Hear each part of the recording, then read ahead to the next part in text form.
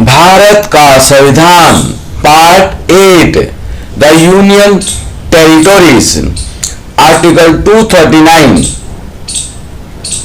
Administration of union territories 1 save as otherwise provided by the parliament by law. Every union territory shall be administered by the president acting to such extent as he think fit through an administrator to be appointed by him with such designation as he may specify.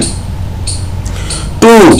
Notwithstanding anything contained in part 6, the president may appoint the governor of a state as the administrator of an adjoining union territory, and where a governor is so appointed, he shall exercise his function as such administrator independently of his council of ministers.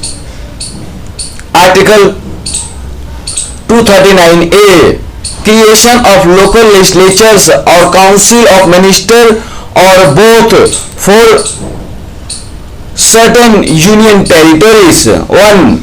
Parliament may by law create for the union territory of Puducherry a body whether elected or partly nominated and partly elected to function as a legislature for the union territory, or B. a council of ministers or both with such constitution powers and functions in such case as may be specified in the law.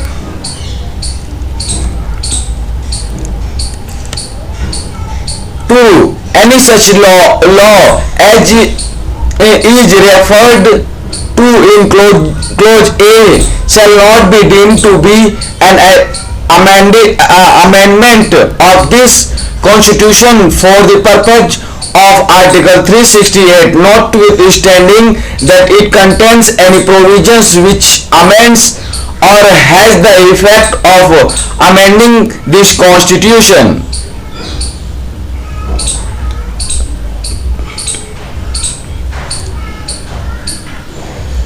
Article 239AA special provisions with respect to Delhi. 1. As from the date of commencement of the Constitution 69th Amendment Act 1991, the Union Territory of Delhi shall be called the National Capital Territory of Delhi.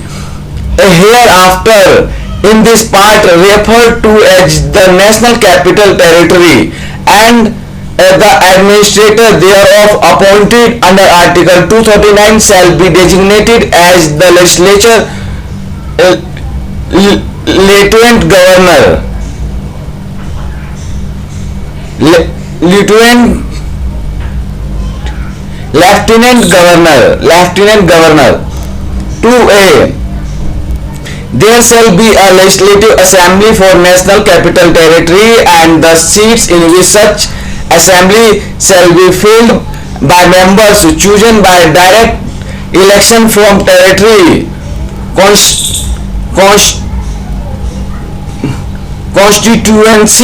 constituencies in the National Capital Territory. B. The total number of seats in the Legislative Assembly, the number of seats reserved for scheduled caste, and division of National Capital Territory into territory constituencies, including the basis for such division, and all other matters relating to the functioning of the Legislative Assembly shall be regulated by law made by Parliament.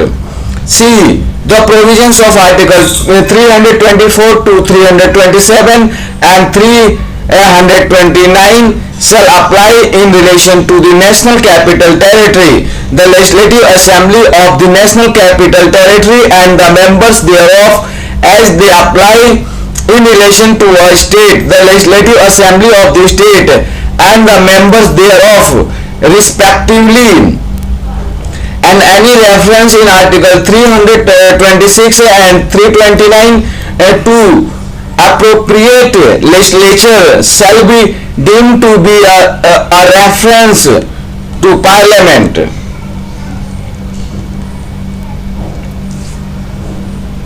3A. Subjected to provisions of the Constitution, the Legislative Assembly shall have power to make laws for the whole or any part of the National Capital Territory with respect to any of the matters enumerated in state list or in the concurrent list, in so far as many such matters is applicable to the Union Territories, except matter with respect to entries 1, 2 and 18 of the state list and entries 64, 65 and 66 of the list in so far as they relate to the said entries 1, 2 and 18. B. Nothing in subclauses A shall derogate from the powers of Parliament under the Constitution to make laws with respect to any matter of Union Territory or any part thereof.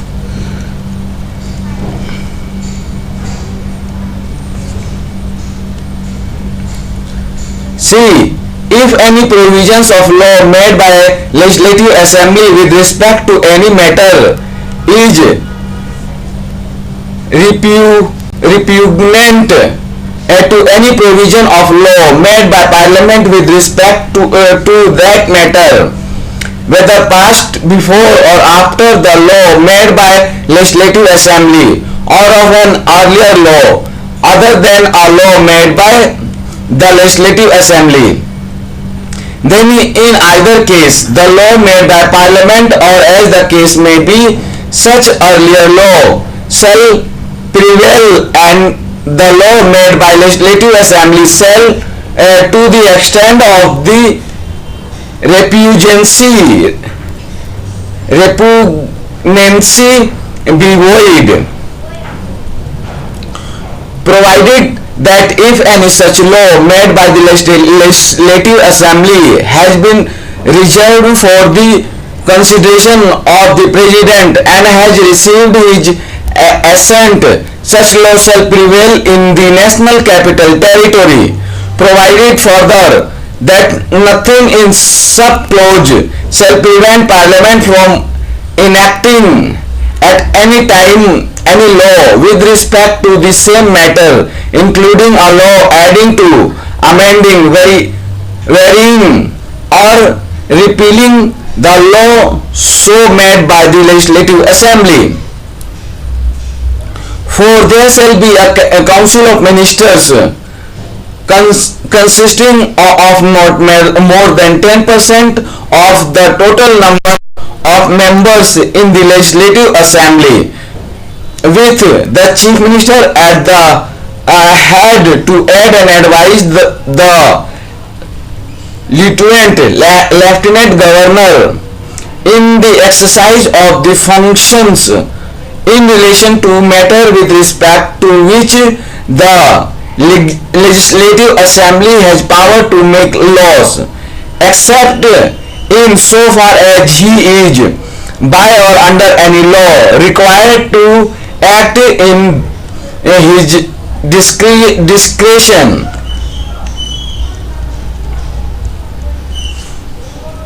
Provided that in the case of difference of opinion between the Lieutenant Governor and his ministers on any matter, the Lieutenant Governor shall refer it to the President for decision and act according to the decision given thereon by the President, and pending such decision it shall be competent for the Lieutenant Governor in any case where the matter in his opinion is so urgent that it is necessary for him to make immediate action, to take such action or to give such direction in the matter as he deems necessary. 5.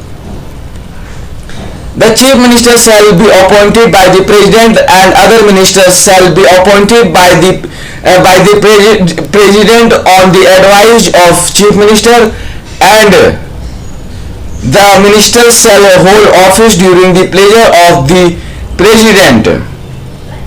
6. The council of ministers shall be collectively responsible to the legislative assembly. 7a. Parliament may by law make provisions for giving effect to or supplementing the provisions contained in the foregoing clauses, and for all matters incidental or consequential thereto. B. Any such law as is referred to in sub-clauses A shall not be deemed to be an amendment of this constitution for the purpose of Article 368, notwithstanding that it contains any provisions which amends or has the effect of amending the constitution.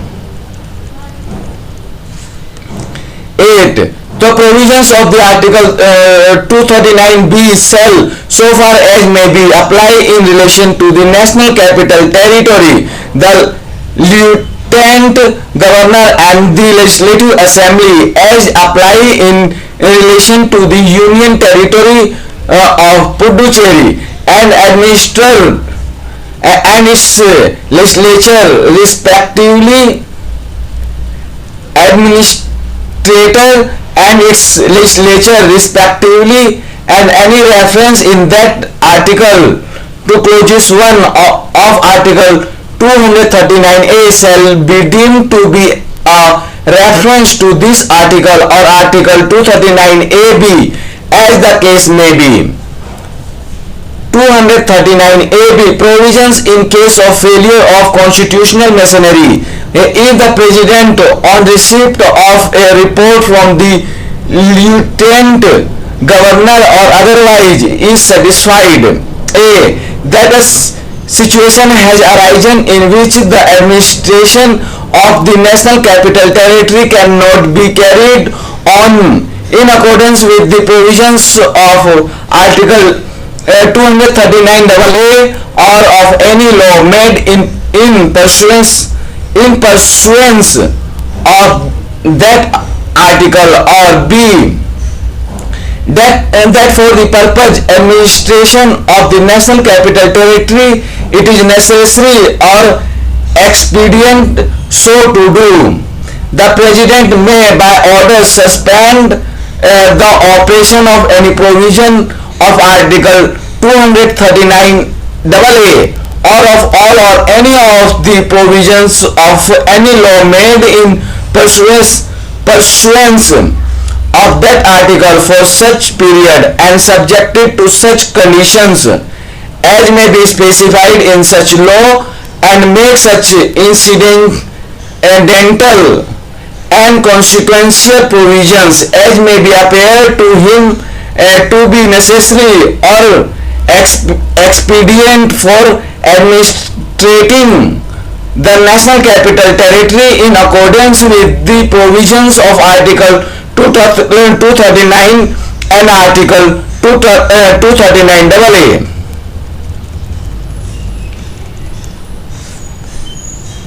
239b.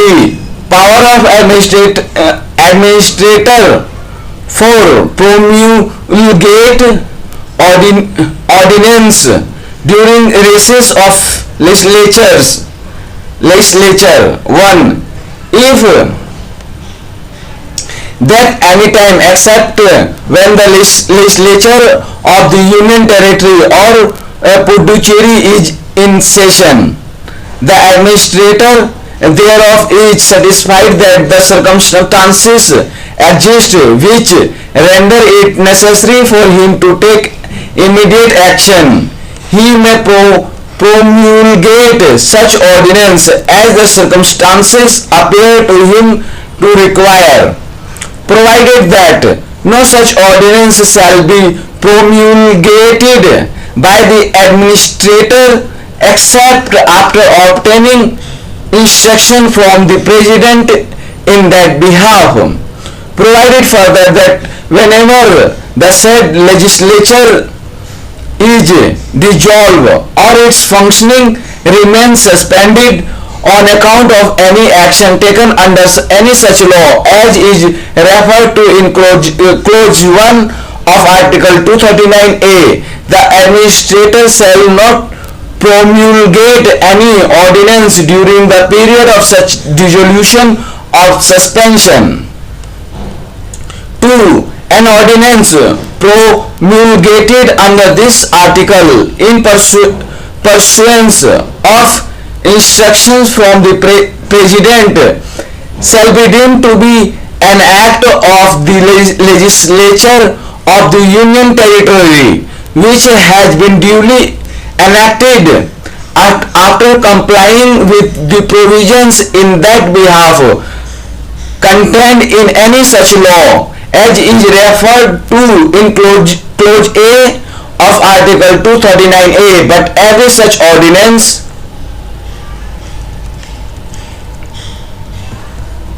A shall be laid before the legislature of the Union Territory and shall case to operate at the expiration of 6 weeks from the reassembly of the legislature, or if before the expiration of that period a resolution disapproving it is passed by the legislature. Upon the passing of resolution, and B may be withdrawn at any time by the administrator after obtaining instruction from the president in that behalf.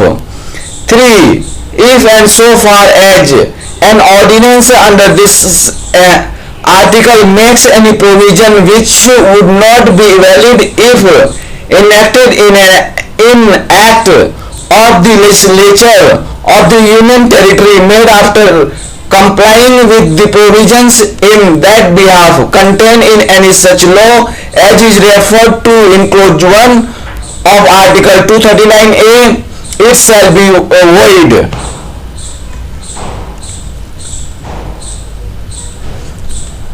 Article 240. Power of President to make regulations for certain Union Territories.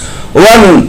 The President may make regulation for the peace, progress and good government of the Union Territory of A.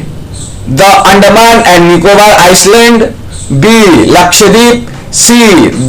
Dadra and Nagar Haveli, D. Daman and Diu, E. Puducherry. Provided that when anybody is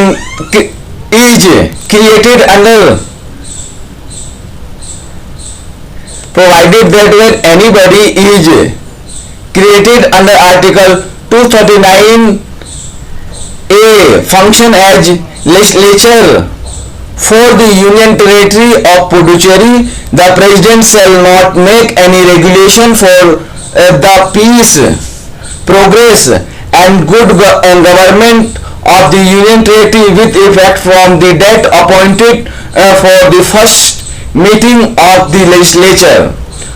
Provided further that whenever the body functioning as the legislature of the Union Territory of Puducherry is dissolved, or the functioning of that body as such legislature remains suspended on account of any action taken under any such law as is referred to in clause 1 of article 239A, the President may during the period of such dissolution or suspension make regulations for the peace, progress and good government of the Union Territory. 2. Any regulation so made may repeal or amend any act made by Parliament or any other law which is for the time being applicable to the Union Territory, and when promulgated promulgated by the President shall have the same force and effect as an act of Parliament which applies to that territory.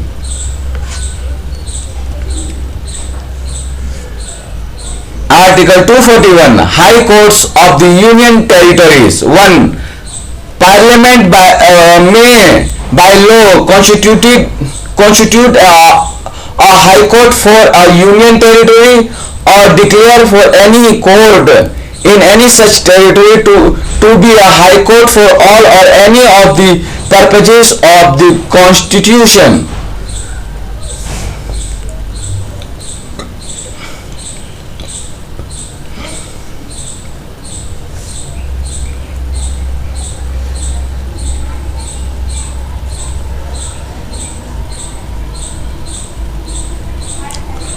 2. The provisions of Chapter 5 and Parts 6 shall apply in relation to every High Court referred to in Clause 1 as they apply in relation to High Court referred to in Article 214, subject to such modifications or exceptions as Parliament may by law provide. 3. Subject to the provisions of the Constitution and to provisions of any law of the appropriate legislature made by virtue of powers conferred on the legislature by or under this Constitution. Every High Court exercising jurisdiction immediately before the commencement of the Constitution. 7th Amendment Act 1956 in relation to an union territory shall continue to exercise such jurisdiction in relation to that territory after such commencement. For nothing in this article derogates from the power of Parliament to extend or exclude the jurisdiction of a High Court for a state to or from any union territory or part thereof. Article 242. Corg. Reap. By the Constitution, 7th Amendment Act 1956, Section 29 and SCH.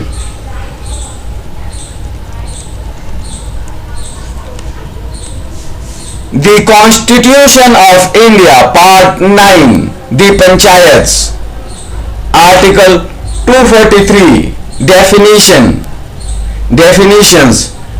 In this part, unless the context otherwise requires, A. District means a district in a state. B. Gram Sabha means a body consisting of a person registered in the electoral roll relating to a village comprised within the area of panchayat at the village level.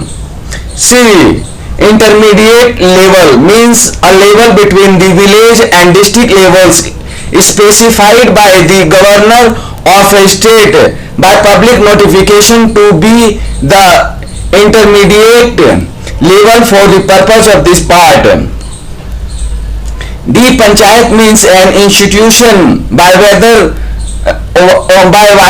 name called of self-government constituted under Article 243B for the rural areas. E.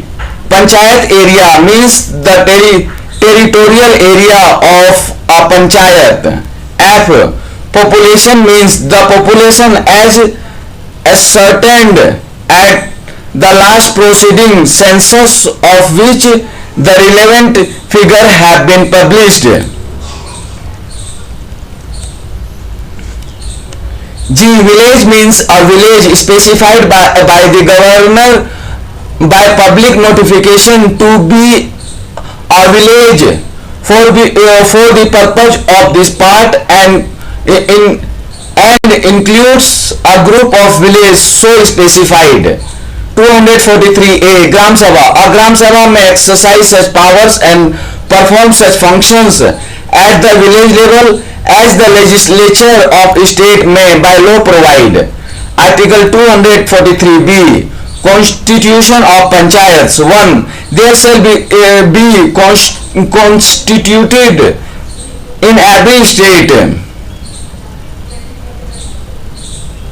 There shall be constituted in every state panchayats at the village, intermediate and district levels in accordance with the provisions of this part. 2. Notwithstanding anything of clause 1, panchayat at the intermediate level may not be constituted in the state having a population not exceeding 20 lakhs. 243c Composition of panchayats. 1.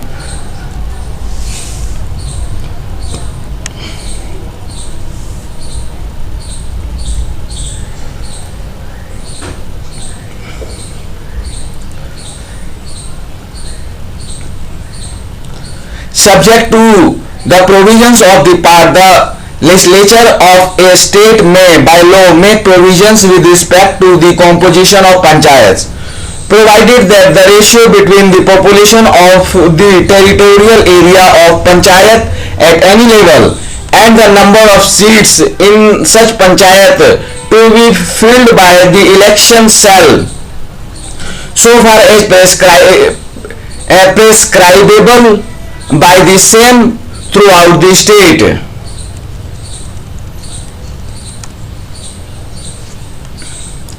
2. All the states in a panchayat shall be filled by persons chosen by the direct election from the territorial constituencies in the panchayat area, and for this purpose each panchayat area shall be divided into territorial constituency in such manner that the ratio between the population of such constituency and the number of seats allocated to it shall, so far as practicable, be the same throughout the panchayat area. 3. The legislature of the state may by law provide for the representation A.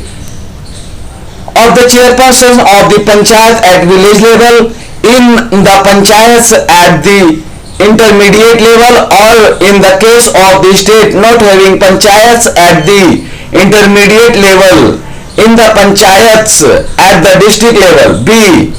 If the chairperson of the panchayat at the intermediate level, in the panchayats at the district level. C. Of the members of the House of the People and the members of the Legislative Assembly of the state representing constituency which comprise wholly or partly a panchayat area at a level other than the village level in such panchayat. D. Of the members of the Council of States and the members of the Legislative Council of the state where they are registered as electors within 1. A panchayat area at the intermediate level in panchayat at the intermediate level. 2. A panchayat area at the district level in panchayat at the district level. 4. The chairperson of a panchayat and other members of a panchayat, whether or not chosen by direct election from a territorial constituency in panchayat area, shall have the right to vote in the meetings of the panchayats. 5. The chairperson of a panchayat at the village level shall be elected in such manner as the legislature of a state may by law provide, and B. A panchayat at the intermediate level or district level shall be elected by and from amongst that elected members thereof. 243D. Reservation of seats. 1. Seats shall be referred for A. the scheduled caste, and B, the scheduled tribes in every panchayat, and the number of seats so reserved shall bear as nearly as may be the same proportion to the total number of seats to be filled by a direct election in that panchayat as the population of the scheduled caste.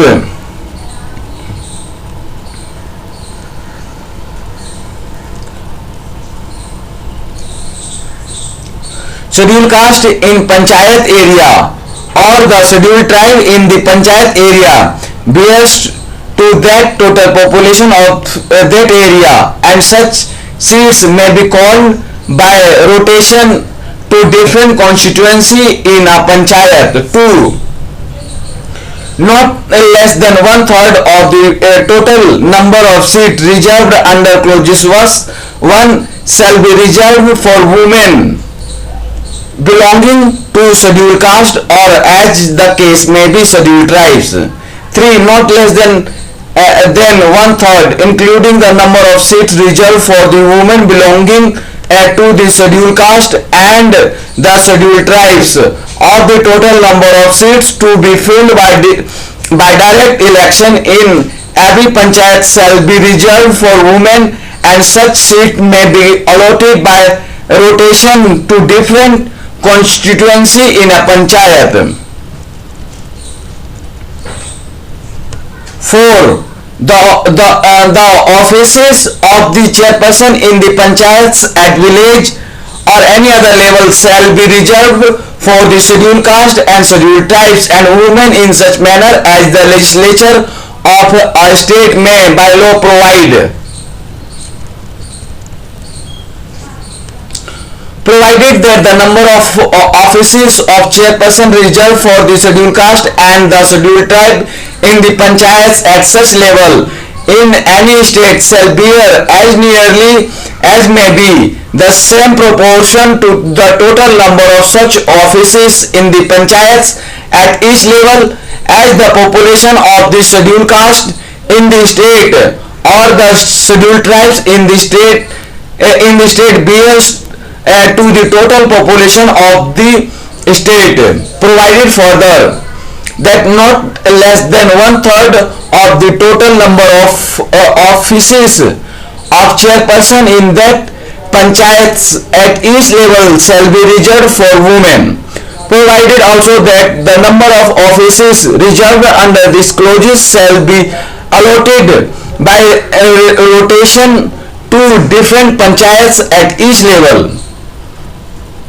5. The reservation of seats under clauses 1 and 2 and the reservation of offices of chairpersons other than the reservation of women under clauses 4 shall cease to have effect on the expiration of the period specified in Article 334. 6. Nothing in this part shall prevent the legislature of a state from making any provisions for reservation of seats in any panchayat or offices of chairperson in panchayat at any level in favor of backward class of citizens.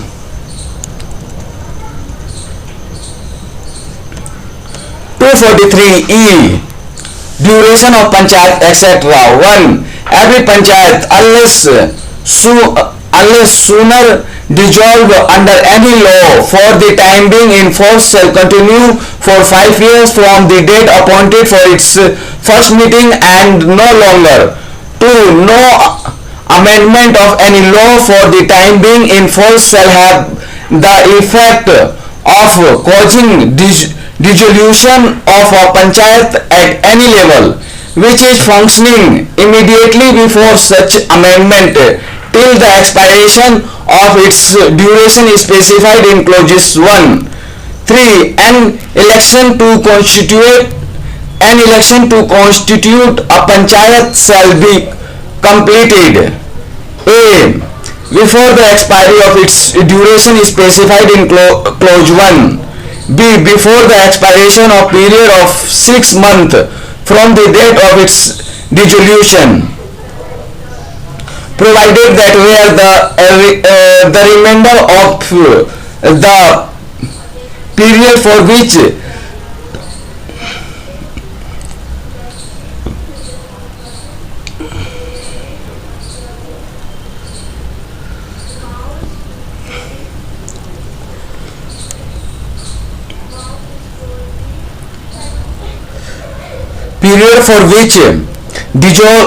which the dissolved panchayat would have continued as less than 6 months, it shall not be necessary to hold any election under this clause for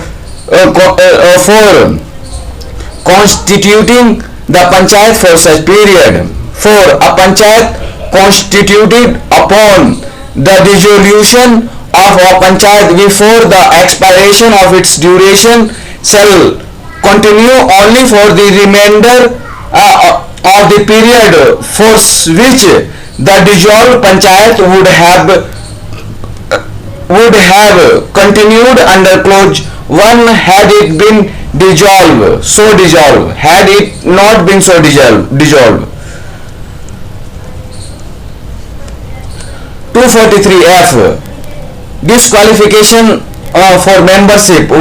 A person shall be disqualified for being chosen as and for being a member of panchayat. A. If he is so disqualified by or under any law for the time being in force for the purpose of election to the legislature of the state concerned, provided that no person shall be disqualified on the ground that he is less than 25 years of age, if he has attained the age of 21 years. B. If he is so disqualified by or under any law made by the legislature of the state. 2. If any questions arise as to whether a member of a panchayat has become subject to any of the disqualifications mentioned in clause 1, the question shall be referred for the decision of such authority and in such manner as the legislature of the state may by law provide.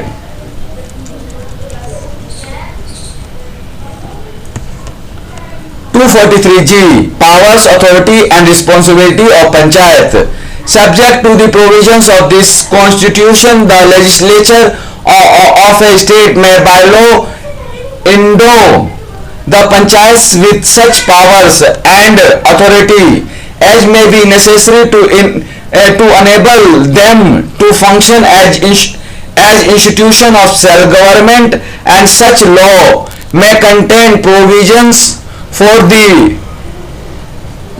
devolution of powers and responsibilities upon panchayats at the appropriate level, subject to such condition as may be specified therein with respect to a the preparation of plans for economic development and social justice, b the implementation of the scheme for economic development and social justice as may be entrusted to them, including those in relation to the matter listed in the 11th schedule. 243H. Power to impose taxes on by funds of the panchayats. The legislature of the state may by law A. Authorize a panchayat to levy, collect and appropriate such taxes, duties, tolls and fees in accordance with such procedure and subject to such limits. B.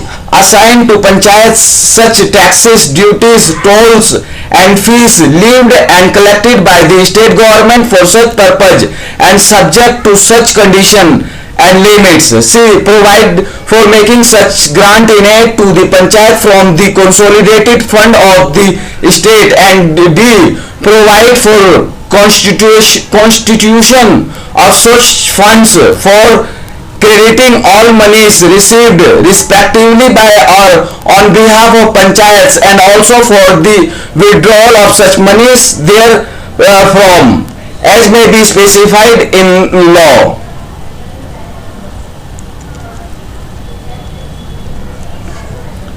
(243) Constitution of Finance Commission to review financial position. 1. The governor of a state shall, as soon as may be within 1 year from the commencement of the Constitution, 73rd Amendment Act 1992, and thereafter at the expiration of every 5th year, constitute a finance commission to review the financial position of the panchayat and to make recommendation to the governor as to a the principle which should govern 1.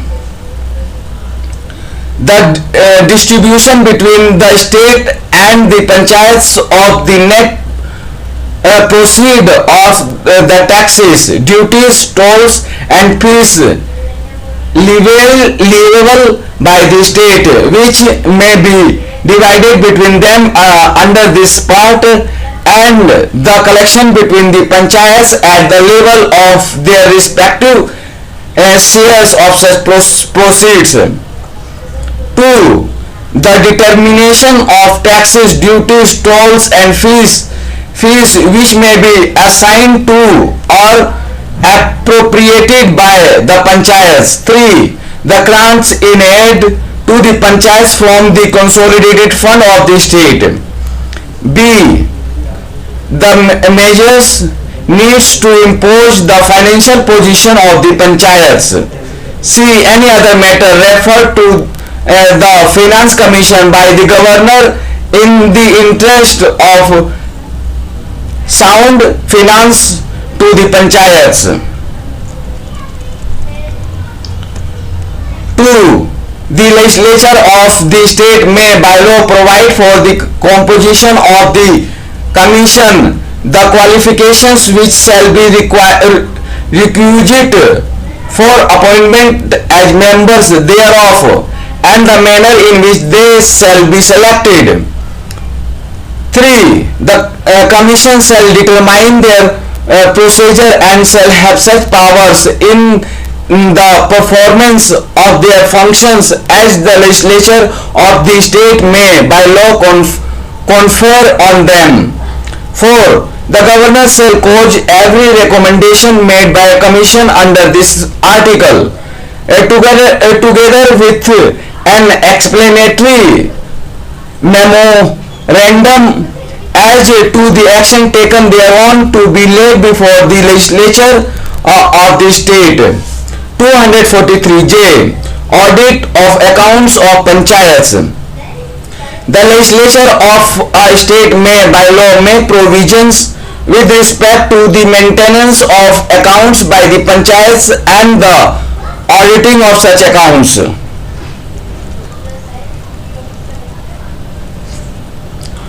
243K. Election to the panchayats. 1. The superintendent's direction and control of the preparation of election rolls. 4. And the conduct of all elections to the panchayats shall be vested in a state election commission consisting of a state election commissioner to be appointed by the governor. 2. Subject to the provisions of any law made by the legislature of a state, the condition of service and tenure of office of the state election commissioner shall be such as the governor may by rule determine, provided that the state election commissioner shall not be removed from his office except in like manner and on the like ground as a judge of high court, and the condition of service of the state election commissioner shall not be varied to his disadvantage after his appointment. 3. The governor of a state shall, when so required by the state election commission, make available to the state election commission such staff as may be necessary for the discharge of the functions conferred on the State Election Commission by the clauses 1. 4. Subject to the provisions of the Constitution, the legislature of a state may, by law, make provisions with respect to all matters relating to or in connection with election to the panchayats. Article 243L. Application to Union Territories. The provisions of this part shall apply to the Union Territories and shall in their application to the Union Territory have effect as if the reference to the Governor of State were reference to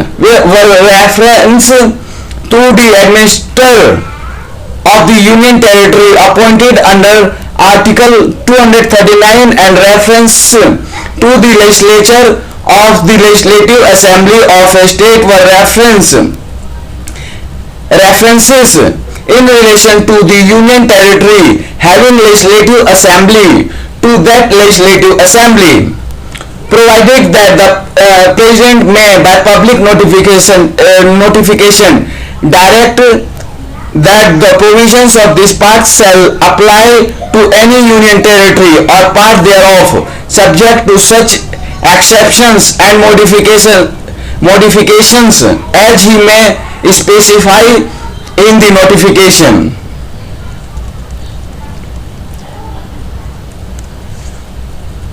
243M. Part not be applied to certain areas. 1. Nothing in this part shall apply to the scheduled areas referred in the clause 1 and the tribal areas referred in clause 2 of Article 244. 2. Nothing in this part shall apply to A.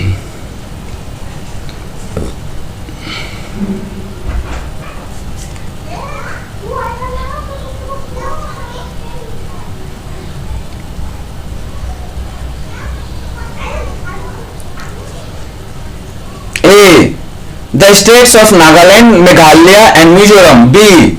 The hill area of state of Manipur for which district councils exist under any law for the time being in force. 3.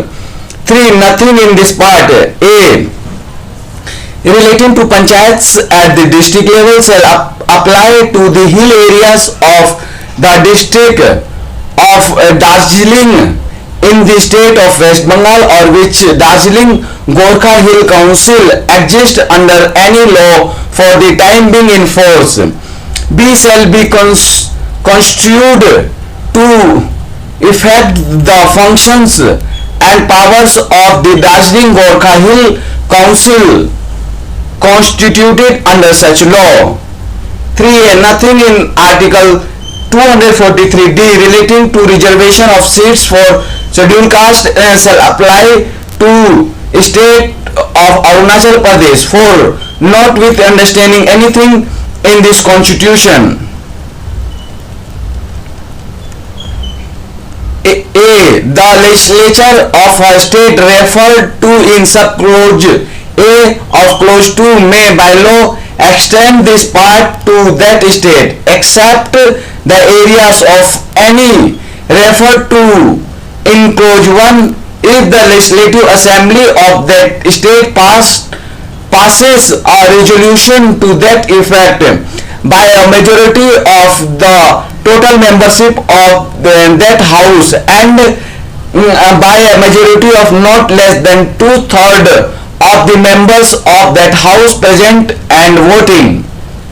B. Parliament may by law extend the provisions of this part to scheduled areas and the tribal areas referred to in clause 1 subject to such exceptions and modifications as may be specified in such law, and no such law shall be deemed to be an amendment of this constitution for the purpose of Article 368. 243N. Continuance of existing laws and panchayats. Not with Notwithstanding anything in this part, any provisions of any law relating to panchayats in force of state immediately before the commencement of the Constitution as 73rd Amendment Act 1992, which is inconsistent with the provisions of this part, shall continue to be in force until amended or repealed by the competent legislature or other competent authority, or until the expiration of 1 year from such commencement, whichever is earlier.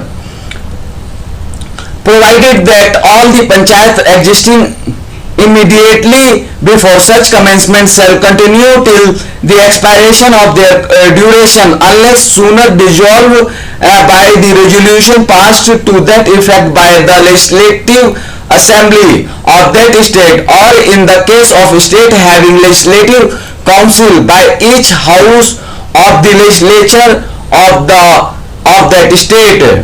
243O.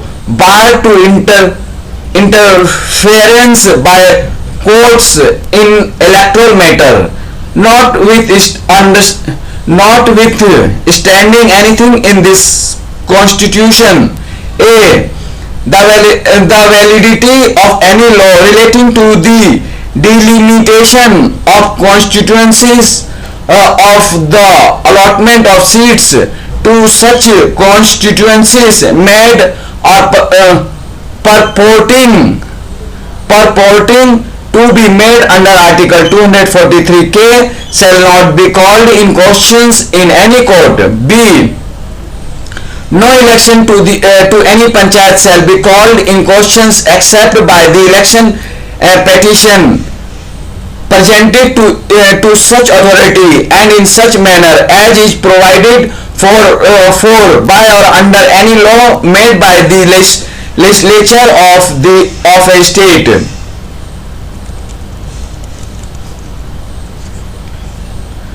Part 9A. The municipalities. The Constitution of India, Part 9A. The municipalities. Article 243P. Definition. In this part, unless the context otherwise requires: A. Committee means a committee constituted under Article 243S. B. District means a district in state. C. Metropolitan area means an area having a population of 10 lakhs or more, comprised in one or more district and consisting of two or more municipalities or panchayats or other contingencies areas specified by the governor by public notification to be a metropolitan area for the purposes of this part. D. Municipal area means the territorial area of a municipality as is notified by the governor. E.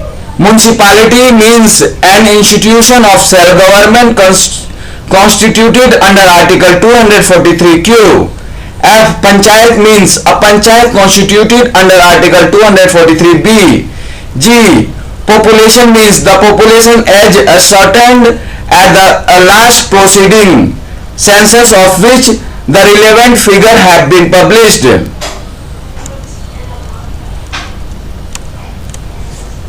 243Q. Constitution of municipalities. 1. There shall be constituted in every state a Nagar Panchayat by whatever name called for a transitional area, that is to say an area in transition from a rural area to an urban area. B. A municipal council for a smaller urban area, and C. A municipal corporation for large urban area.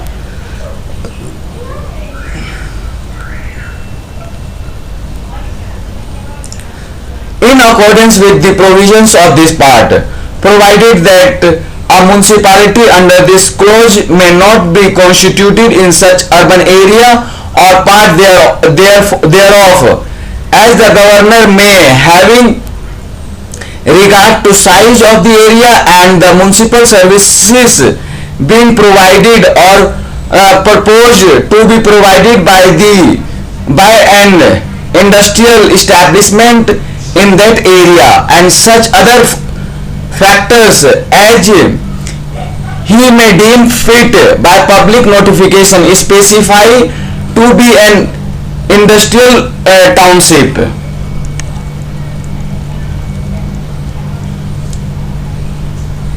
2. In this article, a transitional area, a smaller urban area or a large urban area means such area as the governor may, having regard to the population of the area, the density of the population therein, the revenue generated for local administration, the percentage of employment in non-agricultural activities, the economic importance or such other factors as he may deem fit, specified by public notification for the purpose of this part. Article 243R, Composition of Municipalities. A.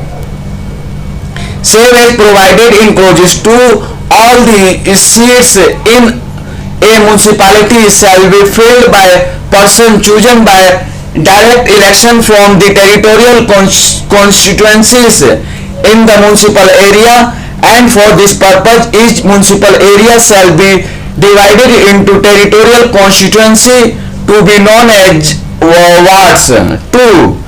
The legislature of a state may by law provide a for the representation in a municipality of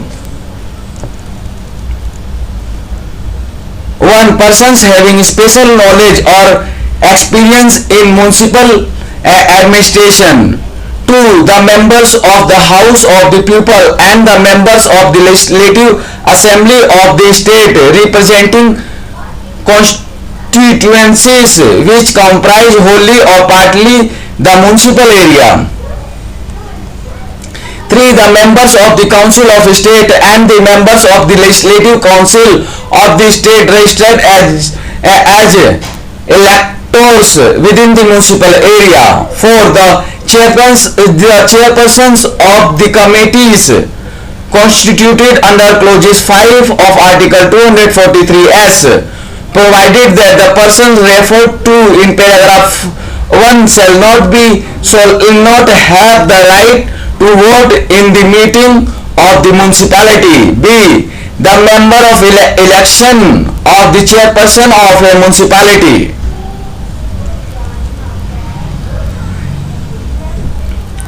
243S. Constitution and composition of wards, committees, etc. 1. There shall be constituted wards committee consisting of one or more wards with the territorial area of the municipality having a population of 3 lakhs or more. 2. The legislature of the state may by law make provisions with respect to a. The composition and the territorial area of a wards committee. B. The manner in which the seats in a wards committee shall be filled. 3. A member of a municipality representing a ward with the territorial area of the wards committee shall be a member of the committee. 4. Area of ward committee consists of a. One ward, the member representing that ward in the municipality, or B. Two or more wards, one of the members representing such wards in the municipalities elected by the members of the ward committee shall be the chairperson of the committee. 5. Nothing in this article shall be deemed to prevent the legislature of a state from making any provisions for the constituency of the committees in addition to the wards committees.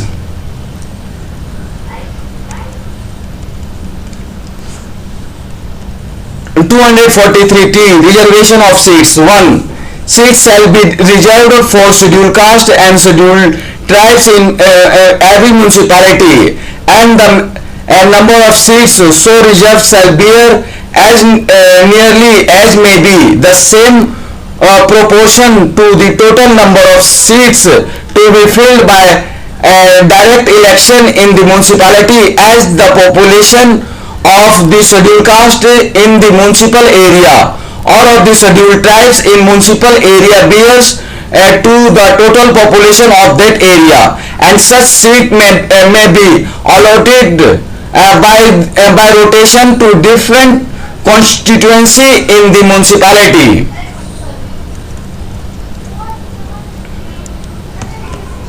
2. Not less than one-third of the total number of seats reserved under clauses 1 shall be reserved for women belonging to the scheduled caste or, as the case may be, the scheduled tribes. 3. Not less than one-third, including the number of seats reserved for women belonging to the scheduled caste and scheduled tribes of the total number of seats to be filled by a direct election in every municipality shall be reserved for women, and such seat may be allotted by rotation to different constituency in the municipality. For the offices of chairperson in the municipalities shall be reserved for scheduled caste, the scheduled tribes, and women in such manner as the legislature of a state may by law provide. 5. The reservation of seats under clauses 1 and 2 and the reservation of offices of chairpersons and other than the reservation for women under clauses 4 shall cease to have effect on the expiration of the period specified in Article 334.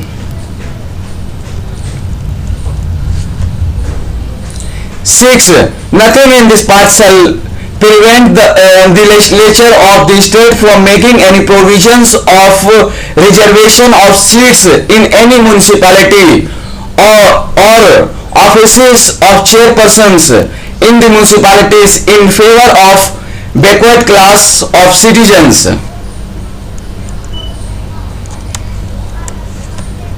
243U Duration of municipalities, etc. 1. Every municipality, unless sooner dissolved under any law for the time being in force, shall continue for 5 years from the date appointed for its first meeting, and no longer,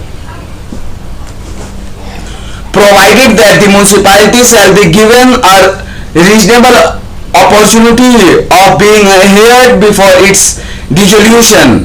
2.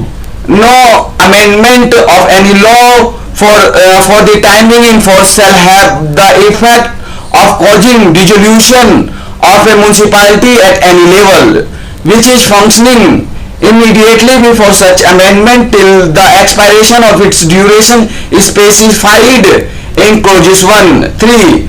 An election to constitute a municipality shall be completed a. before the expiry of its duration is specified in clauses 1, b.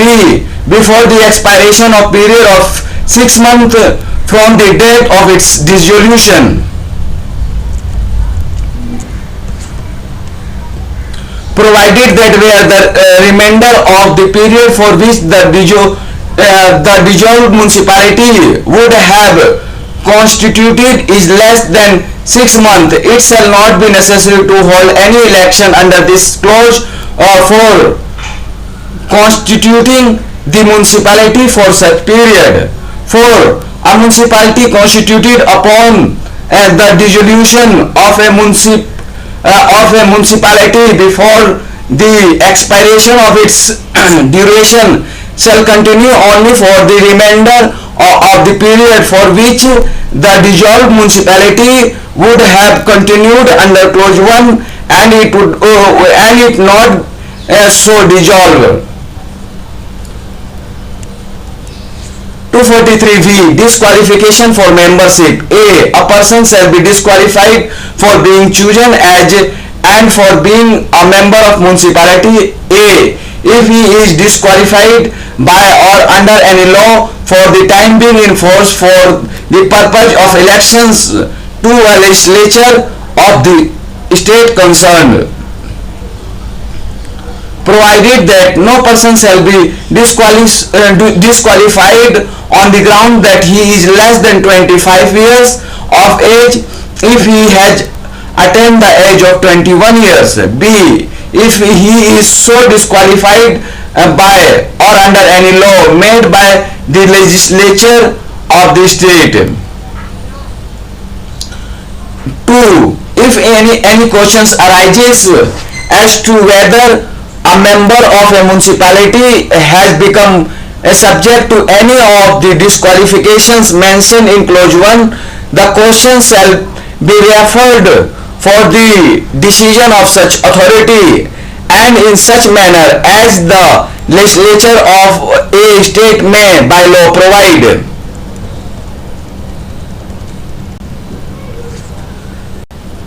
243W. Powers, authority and responsibilities of municipalities, etc.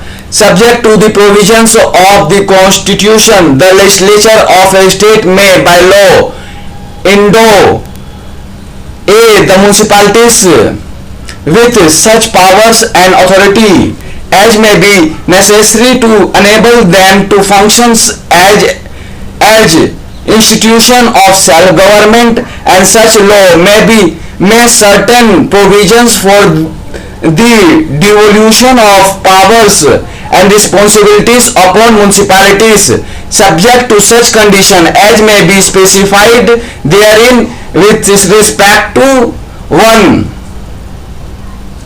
The preparation of plans for economic development and special justice. 2. The performance of functions and the implementation of schemes as may be entrusted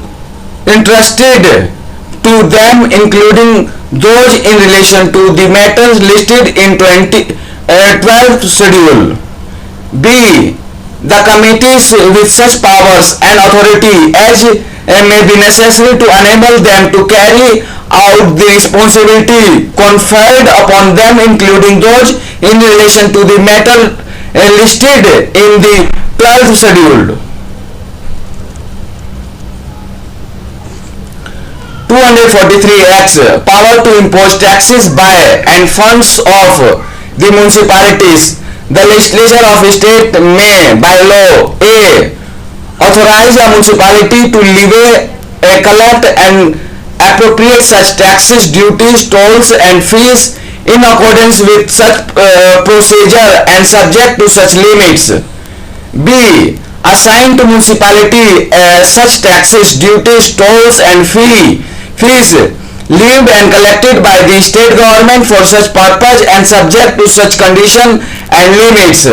C. Provided for making such grants in aid to the municipalities from the consolidated fund of the state. And D.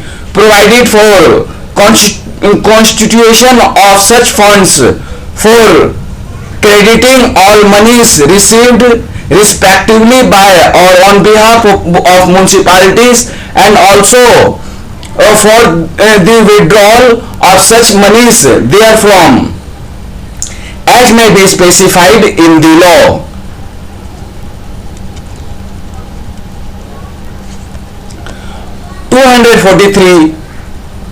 Y. Finance Commission. 1. The Finance Commission constituted under Article 243I shall also review the financial position of the municipalities and make recommendation to the governor as to A.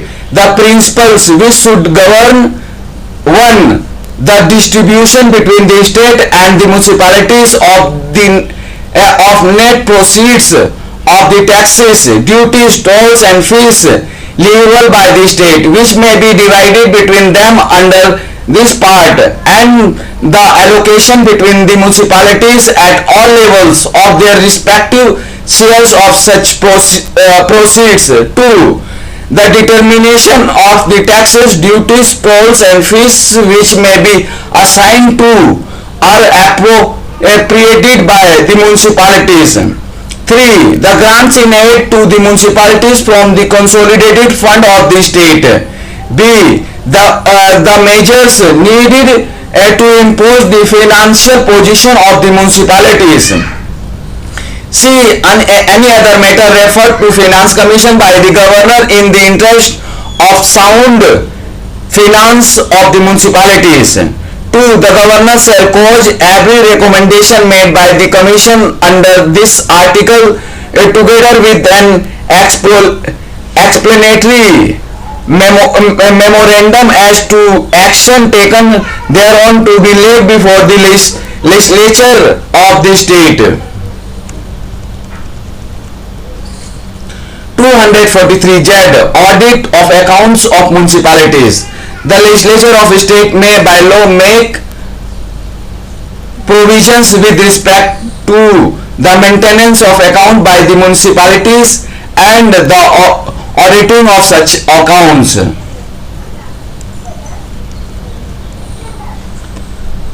243ZA. Elections to the municipalities. 1. The superintendent's directions and control of the preparation of electoral rolls. 4. And the conduct of all elections to the municipalities shall be vested in the State Election Commission referred to in Article 243K.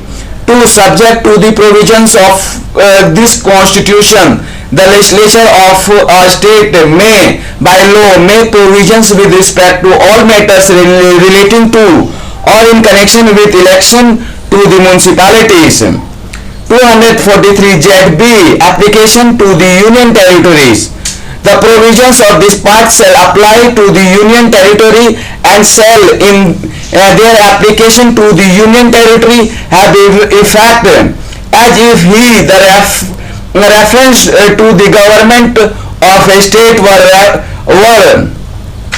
reference to the administrator of the Union Territory appointed under Article 239 and reference to the legislature of the Legislative Assembly of a state were references in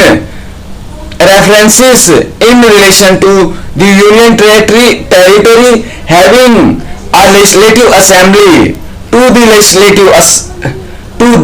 that legislative assembly. Provided that the President may by public notification direct that the provisions of this part shall apply to any Union Territory or part thereof, subject to such exceptions and modifications as he may specify in the notification. 243ZC. Part not to apply to certain areas. 1. Nothing in this part shall apply to the scheduled areas referred to in clause 1 and tribal areas referred to in clause 2 of the article 244. 2.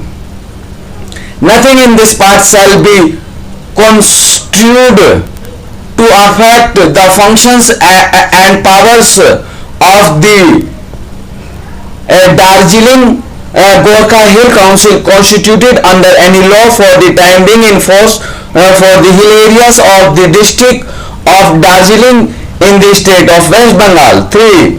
Not with understanding anything in this constitution, Parliament may by law extend the provisions of this part to the scheduled areas and the tribal areas referred to in clause 1, subject to such exception and modification as may be specified in such law, and no such law shall be deemed to be an amendment of the Constitution for the purpose of Article 368. 243ZD. Committee for District Planning. 1. There shall be constituted in every state at the district level a district planning commission to consolidate the plans prepared by the panchayats and the municipalities in the district and to prepare a draft development plan for the district as a whole. 2. The legislature of a state may by law make provisions with respect to a. The composition of the district planning committees. B. The manner in which the states in such committees shall be filled, provided that not less than 4/5 of the total number of members of such committees shall be elected by and from amongst the elected members of the panchayat at the district level and the municipalities in the district in proportion to the ratio between the population of the rural areas and of the urban areas of the district. C. The functions relating to district planning which may be assigned to such committees. D. The manner in which the chairperson of such committees shall be chosen. 3. Every district planning committee shall in preparing the draft development plan A. Have regard to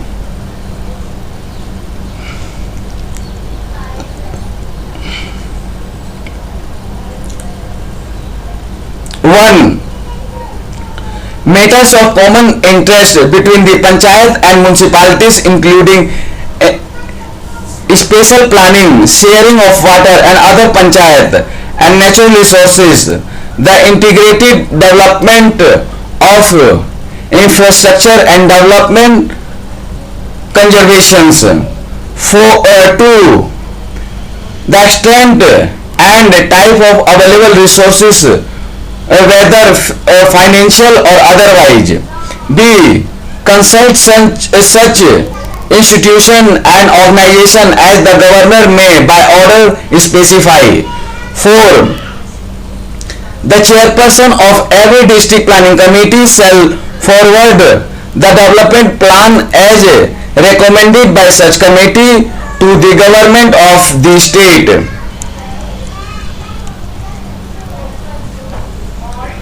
243 ZE Committee for Metropolitan Planning. 1. There shall be be constituted in every metropolitan area a metropolitan planning committee to prepare a draft development plan for the metropolitan area as a whole. 2. The legislature of a state may by law make provisions with respect to A. The composition of metropolitan planning committees. B. The manner in which the seats in such committees shall be filled, provided that not less than 2/3 of the members of such committees shall be elected by and from amongst the elected members of the municipalities, the chairperson of the panchayats in the metropolitan area, in the proportion to the ratio between the population of municipalities and of the panchayats in that area.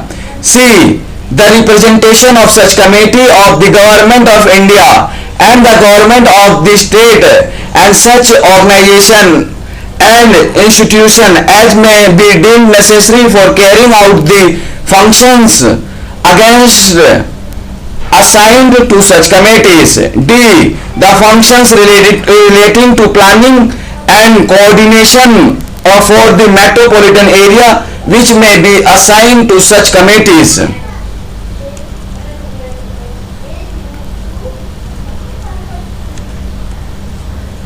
E. The manner in which the chairperson of such committee shall be chosen. 3. Every metropolitan planning committee shall in preparing the draft development plan A. Having regard to 1. The plans prepared by the municipalities and the panchayats in the metropolitan area. 2. Matters of common interest between the municipalities and the panchayats including coordinated special planning of the area, sharing of water and other special physical and natural resources, the integrated development of infrastructure and environmental conservation. 3. The overall objects and priorities set by the Government of India and the government of the state.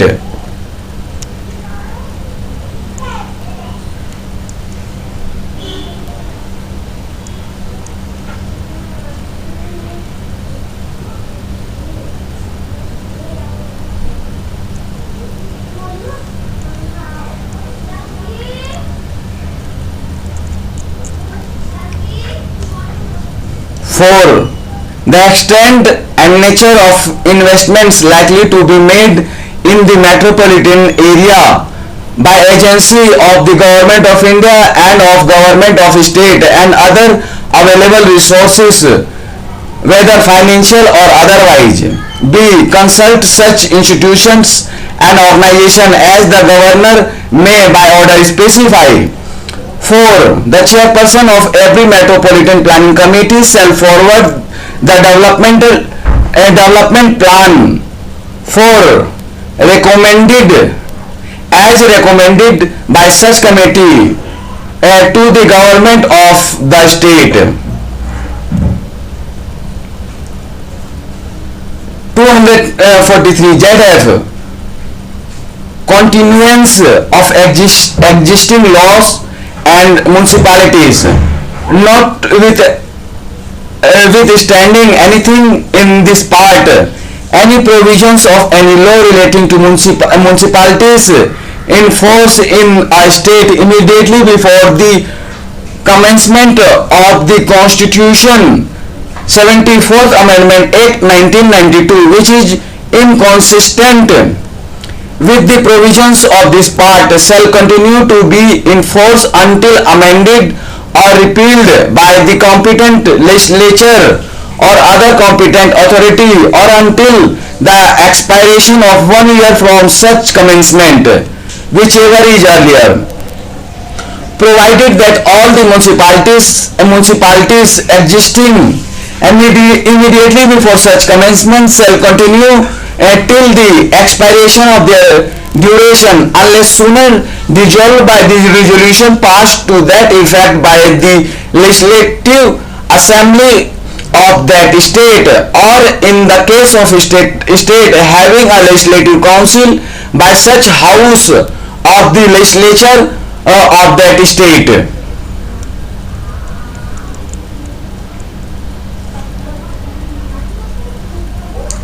243 ZG. Bar to interference by the courts in control matters, notwithstanding anything in this Constitution. A. The validity of any law relating to the delimitation of the constituency or the allotment of seat to such constituencies made or purporting to be made under Article 243 ZA shall not be called in questions in any court.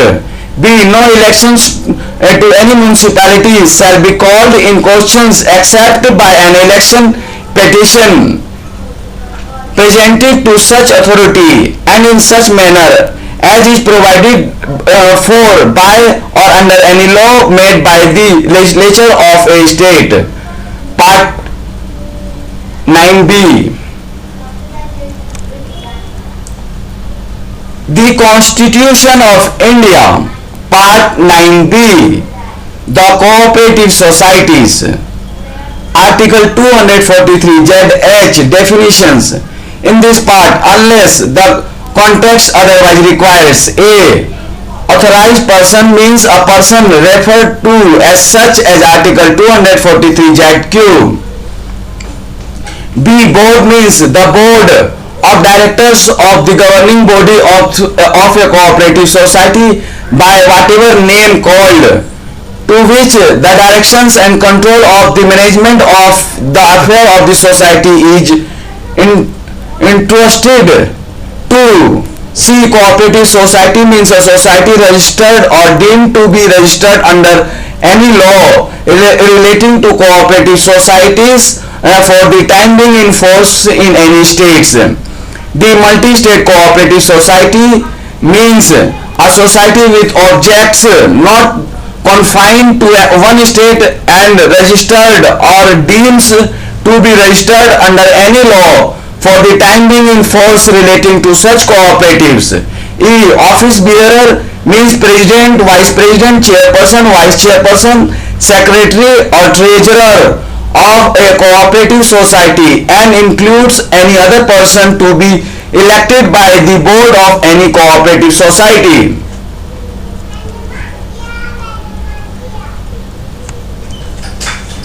F. Registrar means the central registrar appointed by the central government in relation to the multi-state cooperative society, and the registrar for cooperative society appointed by the state government under the law made by the legislature of a state in relation to cooperative societies. G. State Act means any law made by the legislature of a state. H. State level cooperative society means a cooperative society having its area of operations extending to the whole of a state and defined as such in any law made by the legislature of a state.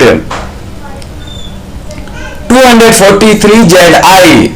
Incorporation of cooperative society. Subject to the provisions of this part, the legislature of a state may by law make provisions with respect to the incorporation regulation and winding up of cooperative society based on the principles of voluntary formation, democratic member control, member economic participation and autonomous functioning. 243 J. Number and terms of members of board and its office bearers. 1. The board shall consist of such number as directors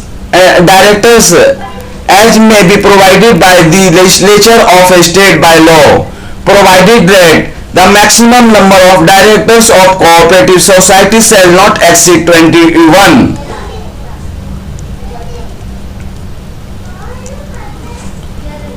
Provided further that the legislature of a state shall by law provided for the reservation of one seat for the scheduled caste or the scheduled tribes and 2 seats for women on board of every cooperative society consisting of individuals as members and having members from such class of categories of persons to the term of office of elected members of the board and its office bearers shall be 5 years from the date of elections, and the term of office bearers shall be coterminous with the term of the board.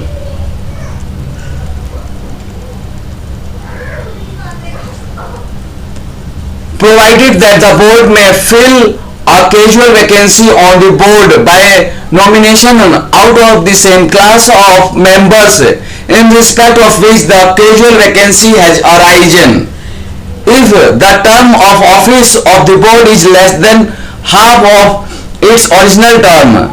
3. The legislature of a state shall by law make provisions for the co-option of persons to be members of the board having experience in the field of banking, management, finance or specialization in any other field relating to these objects and activities undertaken by the cooperative society as members of the board of such society, provided that the number of such cooperative members shall not exceed 2 in addition to the 21 directors specified in the first proviso to clause 1.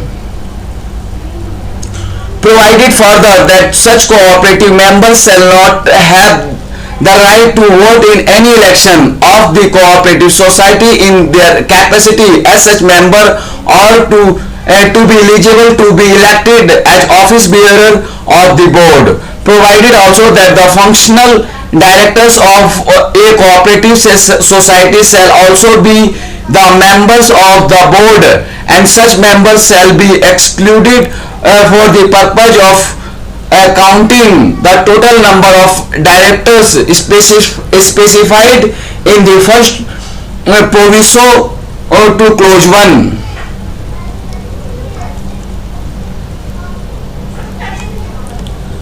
243 ZK election of members of board. 1.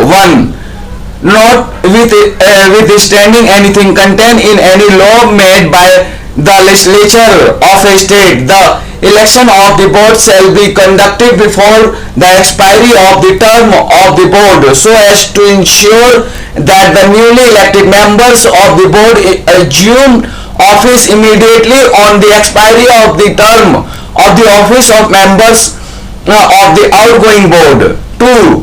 Thus, the superintendent's directions and control of the preparation of electoral rolls for and the conduct of all elections to a cooperative society shall rest in such an authority or body as may be provided by the legislature of a state by law.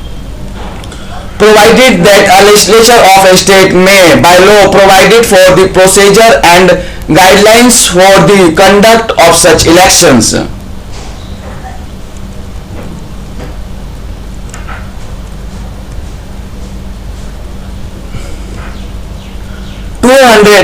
ZL supersessions and suspension of board and interim management. 1. Notwithstanding anything contained in any law for the time being in force, no board shall suspended or kept under suspension for the period exceeding 6 months, provided that the board may be suppressed or kept under suspension in a case 1 of its persistent default, or 2 of the negligence in the performance of its duties, or 3 the board has committed any act prejudicial to the interest of the cooperative society or its members, or 4 there is statement in the constitution or functions of the board, or 5 the authority or body as provided by the legislature of a state by law under clause 2 of the article 243 ZK has failed to conduct election in accordance with the provisions of state act. Provided further that the board of any such cooperative society shall not be suspended or kept under suspension where there is no government shareholding or loan or financial assistance or any guarantee by the government. Provided also that in case of a cooperative society carrying on the business of banking, the provisions of the Banking Regulation Act 1949 shall also apply.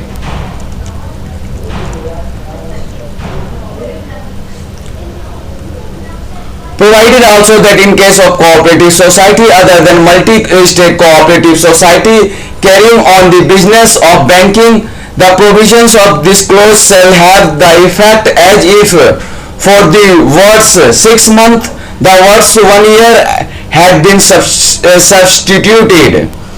In case of suspension of a board, the administrator appointed to manage the affairs of such cooperative society shall arrange for conduct of elections within the period specified in clause 1 and hand over the management to the elected board.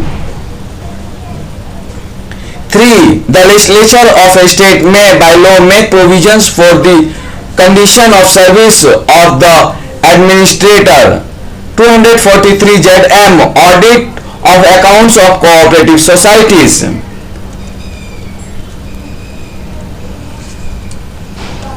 243 ZM Audit of accounts of cooperative society. 1. The legislature of a state may by law make provisions with respect to the maintenance of account by the cooperative society and auditing of such accounts at least once in each financial year. 2. The legislature of a state shall by law lay down the minimum qualification and experience of auditor and auditing firm that shall be eligible for the auditing accounting of the cooperative societies. 3. Every cooperative society shall cause to be audited by an auditor or auditing firm referred to in clause 2 appointed by the general body of the cooperative society, provided that such auditor or auditing firm shall be appointed from the panel approved by the state government or an authority authorized by the state government in this behalf. 4. The accounts of every cooperative society shall be audited within 6 months of the close of the financial year to which such accounts relate. 5. The audit report of the accounts of an apex cooperative society as may be defined by the state act shall be laid before the state legislature in the manner as may be provided by the state legislature by law.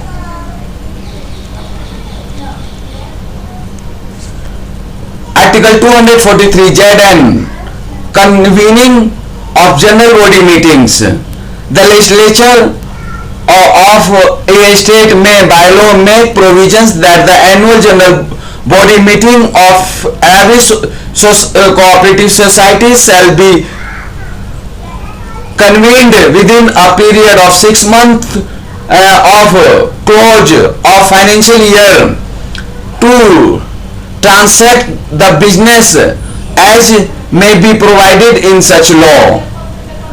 Article 243 ZO Right of members to get information. 1. The legislature of a state may by law provide for the access to every member of the cooperative society to the books, information and accounts of the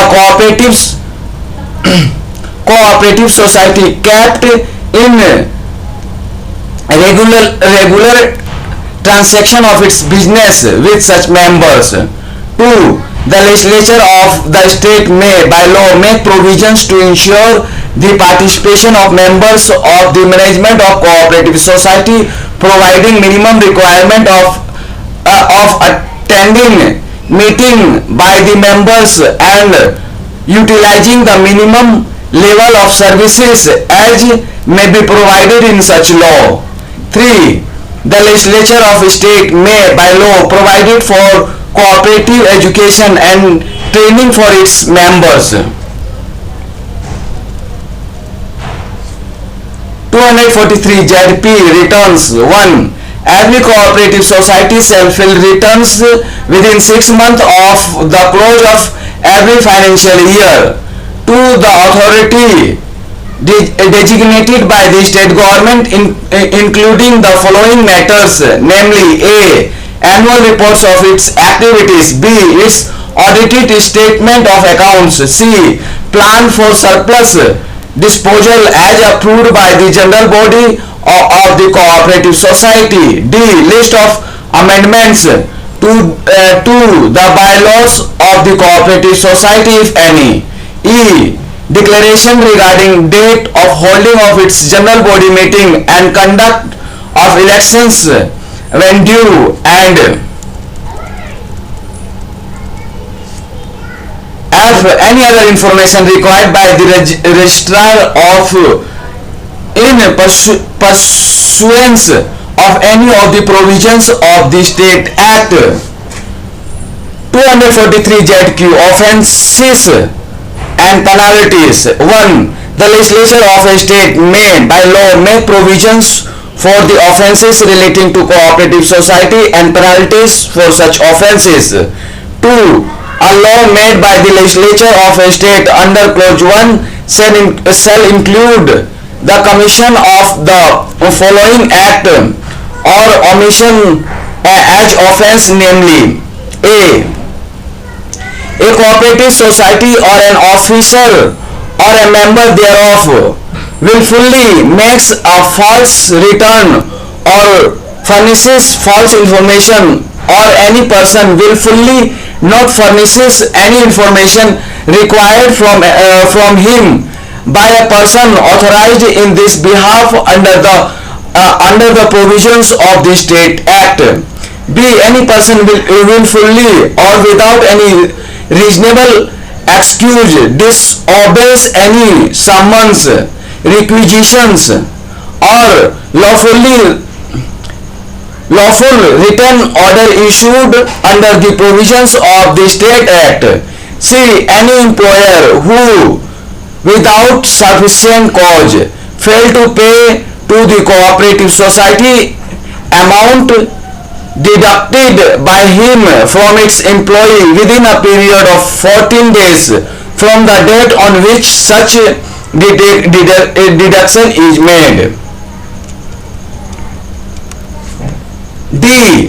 Any officer or custodian who willfully fail to hand over custody of books, accounts, documents, records, cash, security and other property belonging to the cooperative society of which he is an officer or custodian to an authorized person, and E.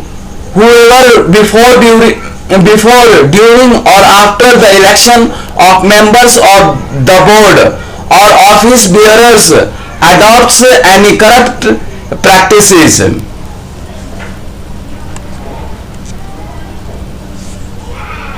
243 ZR Application to multi-state cooperative societies. The provisions of the part shall apply to the multi-state cooperative society subjected to the modification that any reference to legislature of a state act or state government shall be construed as a reference to parliament, central act or the central government respectively. 243 ZS Application to union territories. The provisions of this part shall apply to the union territories and shall, in their application to the union territory having no legislation assembly, as if the reference to the legislature of a state were a reference to the administrator thereof appointed under Article 239 and in relation to the union territory having a legislative assembly, to the legislative assembly, to that legislative assembly, provided that the president may, by notification in the official gazette, direct that the provisions of this part shall not apply to any union territory or part thereof, as he may be specified in the notification. Article 243 ZT Continuance of existing laws. Notwithstanding anything in this part, any provision of any law relating to cooperative society in force in a state immediately before the commencement of the Constitution 97th Amendment Act 2011, which is consistent with the provisions of this part, shall continue to be in force until amended or repealed by the competent legislature or other competent authority, or until the expiration of 1 year from such commencement, whichever is less.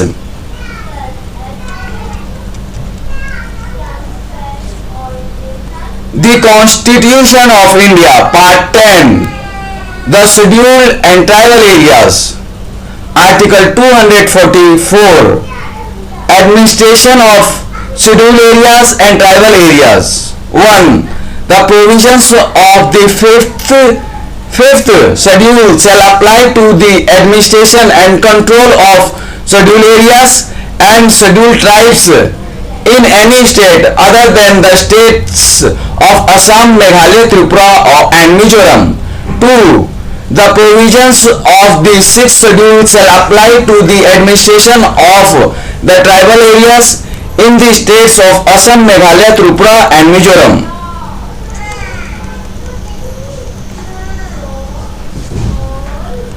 Article 244A.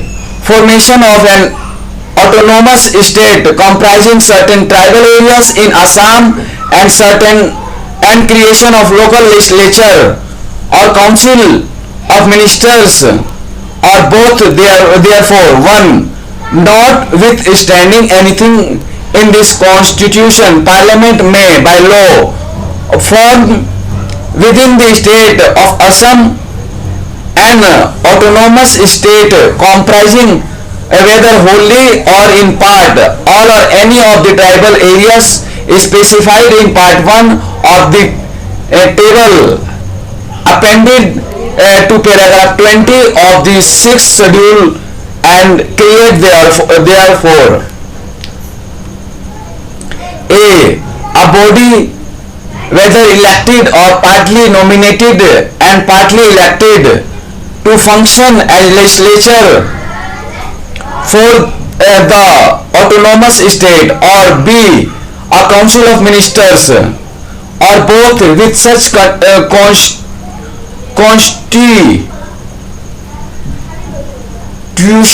constitution powers and functions in each case as may be specified in the law.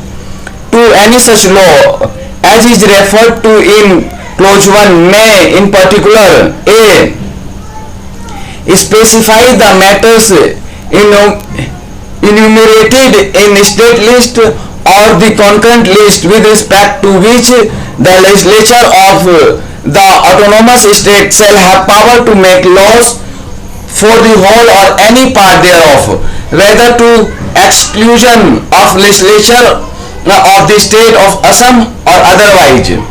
B. Define the matters with respect to which the executive power of the autonomous state shall extend.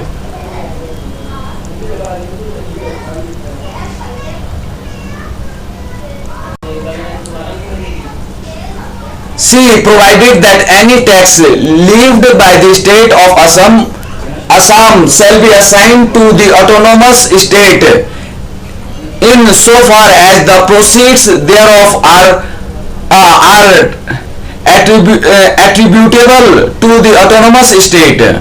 D. Provided that any reference to the state in any article of the constitution shall be construed as including a reference to an autonomous state, and E.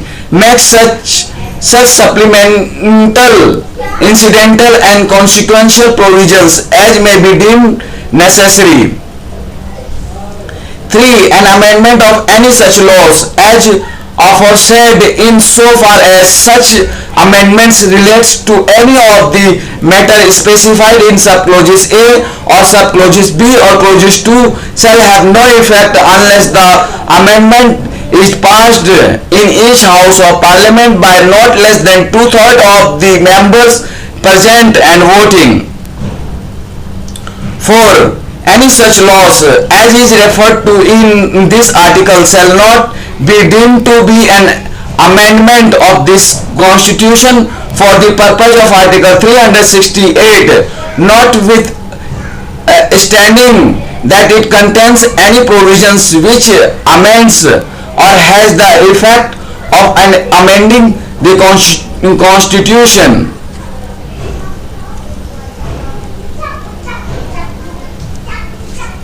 The Constitution of India, Part 11, Relations between the Union and the States, Chapter 1, Legislative Relations, Distribution of Legislative Powers. Article 245, Extent of laws made by the Parliament and by the legislature of state. 1. Subject to the provisions of the Constitution, Parliament may make laws for the whole or any part of the territory of India, and the legislature of state may make laws for the whole or any part of the state. 2. No law made by a parliament shall be deemed to be invalid on the ground that it would have extra territorial operation. Article 246. Subject matter of laws made by the Parliament and by the legislature of states. 1. Notwithstanding anything in clause 2 and 3, Parliament has exclusive power to make laws with respect to any of the matter enumerated in list 1 in the 7th schedule in this constitution referred to as the Union List. 2. Notwithstanding anything in clause 3, Parliament and subject to clause 1, the legislature of any state also have power to make laws with respect to any of the matters enumerated in list 3rd in the 7th schedule in this constitution referred to as the concurrent list. 3. Subject to clauses 1 and 2, the legislature of any state has exclusive power to make laws for such state or any part thereof with respect to any of the matters enumerated in list 2 in the 7th schedule in this constitution referred to as state list. 4.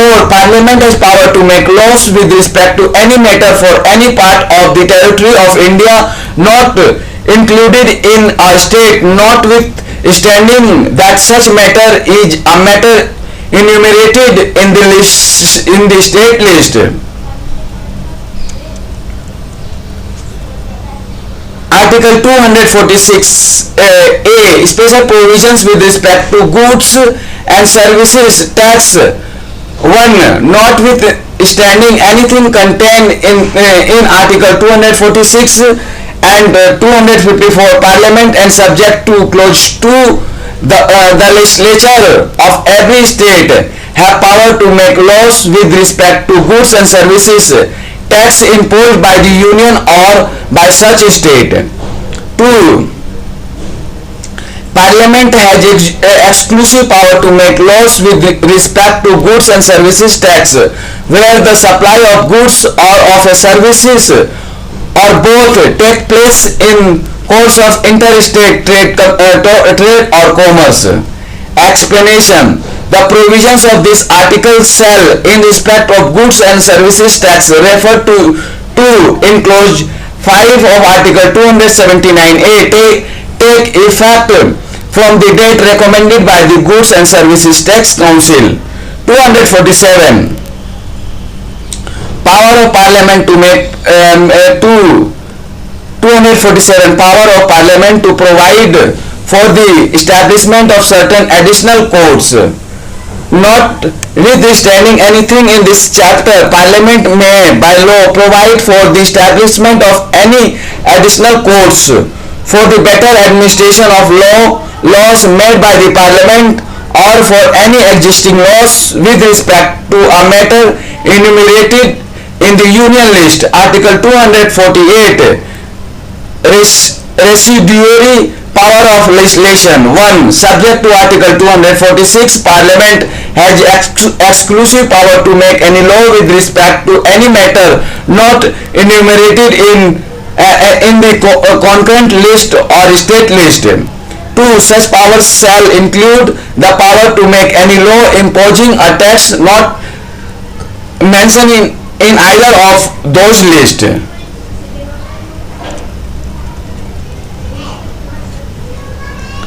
Article 249. Power of Parliament to legislate with respect to a matter in the state list in the national interest. 1. Notwithstanding anything in the foregoing provisions of this chapter, if the Council of State has declared by the resolution supported by not less than 2/3 of the members present and voting that it is necessary for expedient in the national interest that Parliament should make laws with respect to goods and services tax provided under Article 246A or any matter enumerated in the state list specified in the resolution. It shall be lawful or for Parliament to make laws for the whole or any part of the territory of India with respect to the matter while the resolution remains in force. 2.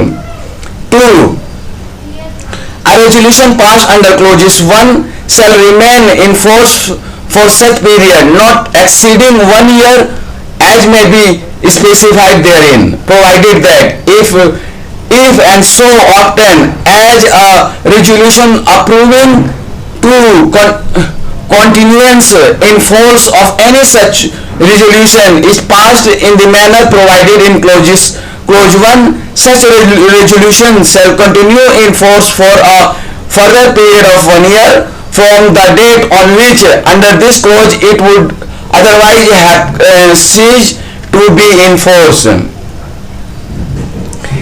A law made by the Parliament which Parliament would not be for the passing of a resolution under clause A have been competent to make shall to the extent of the incompetency cases to have effect on the expiration of a period of 6 months after the resolution has ceased to be in force except as respects things done or omitted to be done before the expiration of the said period.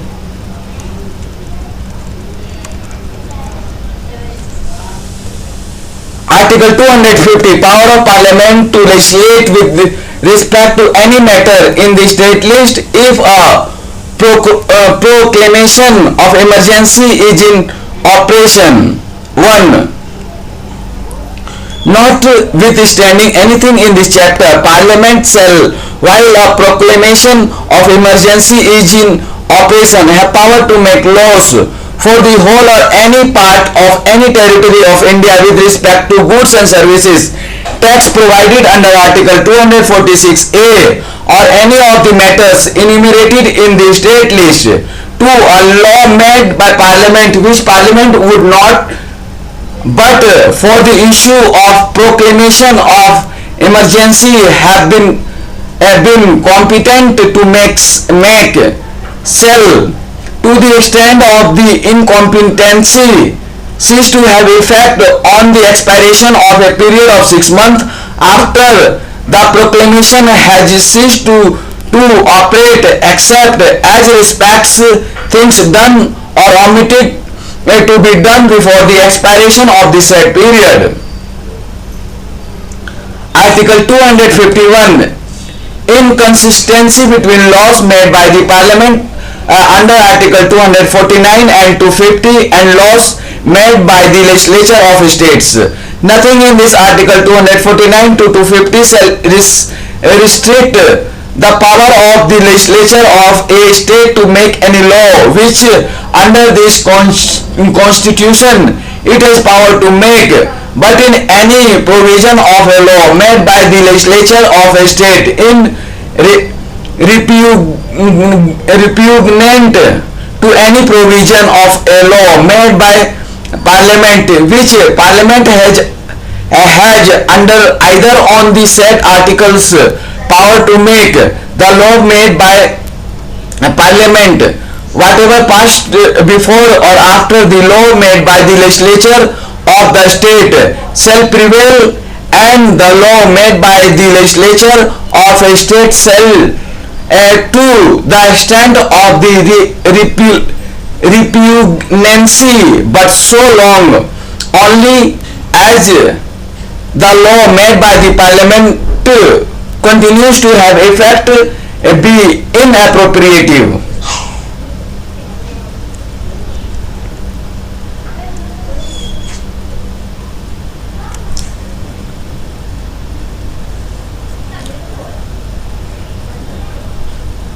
Article 252. Power of Parliament to legislate for two or more states by consent and adoption of such legislation by any other state. 1.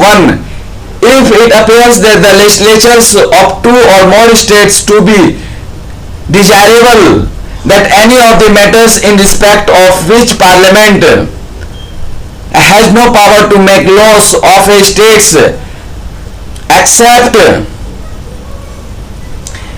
as provided in Article 249 and 250 should be regulated in such state by Parliament by law, and if resolution to that effect are passed by all the house of the legislature of those states, it shall be lawful for Parliament to pass an act for regulating that matter accordingly, and any act so passed shall apply to such state and to any other state by which it is adopted afterwards by resolution passed in that behalf by the house, or where there are two houses by each of the houses of the legislature of that state.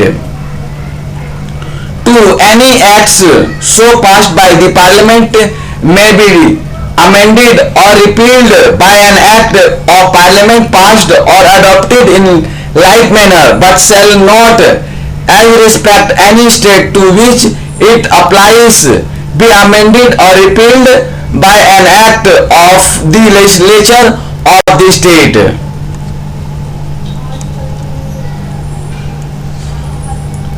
Article 253 Legislation for giving effect to international agreements. Notwithstanding anything in the foregoing provisions of this chapter, Parliament has power to make any law for the whole or any part of the territory of India, for implementing any treaty, agreement or convention with any other country or countries, or any decision made at any international conference, association or other body.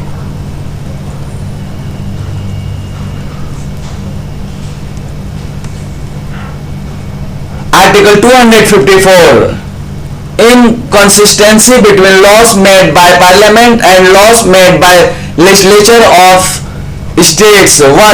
If any provisions of state made by the legislature of state in repugnant to any provisions of a law made by Parliament which Parliament is competent to enact, or to any provisions of any existing law with respect to one of the matters enumerated in the concurrent list, then subject to the provisions of clause 2, the law made by Parliament, whether passed before or after the law made by the legislature of such state, or as the case may be, the existing law shall prevail, and the law made by the legislature of the state shall, to the extent of the repugnancy, be void. To where a law made by the legislature of a state with respect to one of the matters enumerated in the concurrent list contains any provisions repugnant to the provisions of an earlier law made by the Parliament or an existing law with respect to the matter, then the law so made by the legislature of such state shall, if it has been reserved for the consideration of the President and has received his assent, prevail in that state, provided that nothing in this clause shall prevent Parliament from enacting at any time any law with respect to the same matter, including a law adding to, amending, varying, or repealing the law so made by the legislature of the state.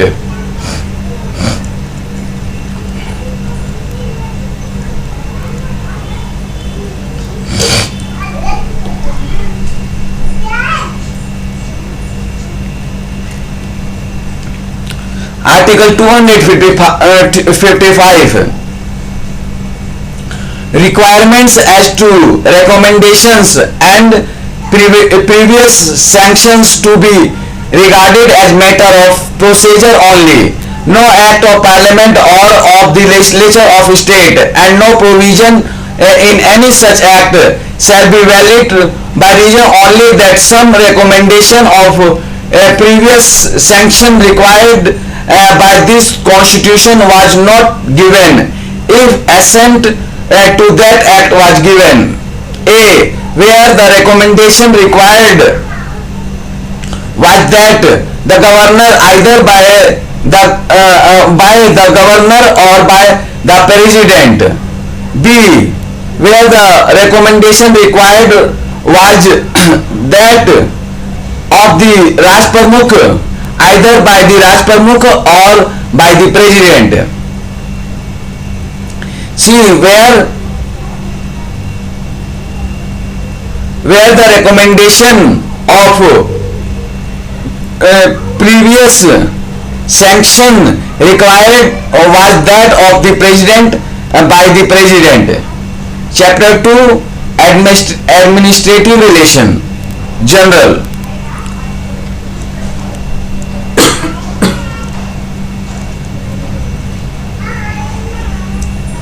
Article 256, obligation of state and the unions.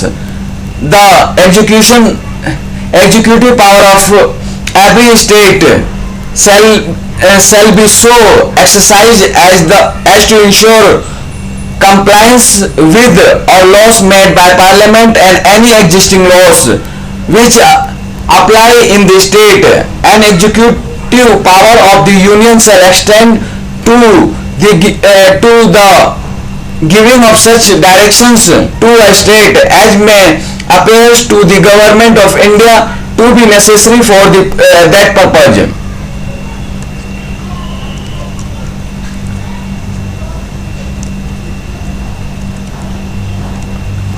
Article 257, control of union over state in certain cases. 1. The executive power of every state shall be so exercised as not to impede or prejudice the exercise of the executive power of the union, and the executive power of the union shall extend to the giving of such directions to a state as may appear to the government of India to be necessary for the purpose.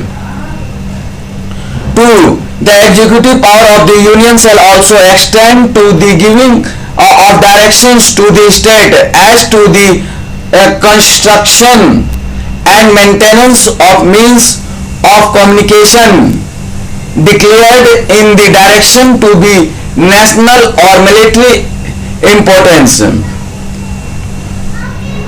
provided that nothing in this clause shall be taken as restricting the power of parliament to declare highway or waterway to be national highway or national waterway, or the power of the union with respect to the highway or waterway so declared, or the power of the union to construct and maintain means of communication as part of its function with respect to naval, military and air force works. 3. The executive power of the union shall also extend to the giving of directions to the state as to the measures to be taken for the protection of the railway within the state. 4. Where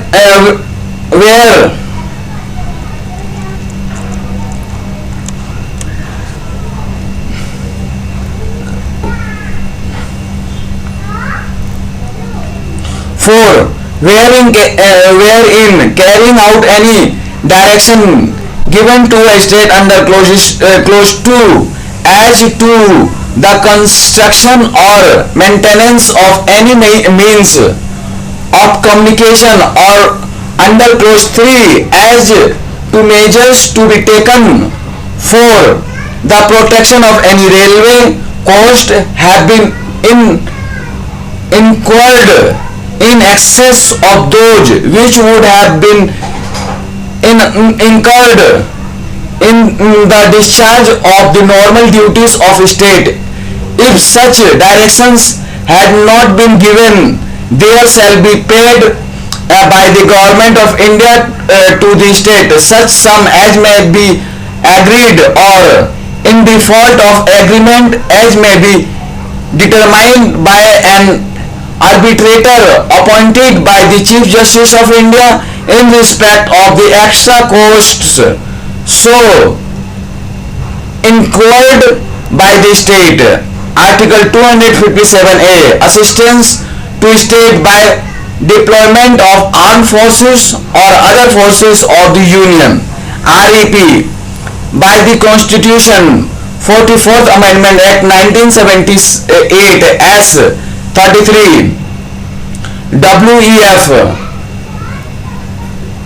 26 1979.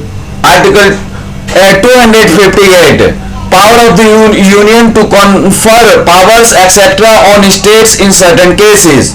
1. Notwithstanding anything in this constitution, the President may, with the consent of the government of state, entrust either conditionally or unconditionally to the government or to its officers functions in relation to any matter to which the executive power of the Union extends. 2. A law made by Parliament which applies in any state may, notwithstanding that it relates to a matter with respect to which the legislature of the state has no power to make laws, confer powers, and impose duties or authorize the conferring of powers and the imposition of duties upon the state or officers and authorities thereof.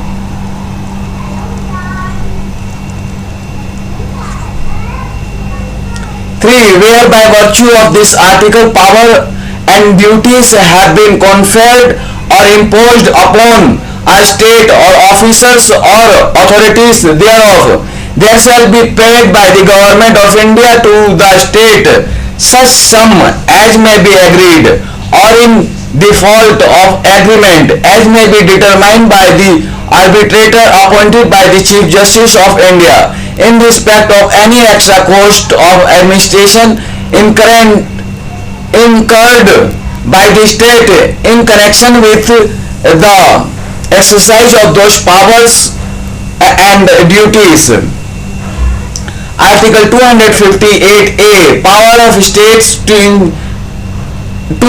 entrust functions to the Union. Notwithstanding anything in this constitution, the governor of a state may, with the consent of the government of India, entrust either conditionally or unconditionally to that government or its officers function in relation to any matter to which the executive power of a state extends.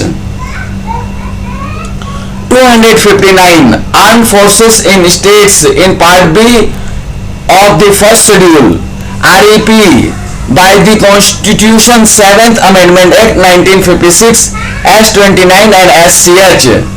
216. Jurisdiction of the Union in relation to territories outside India.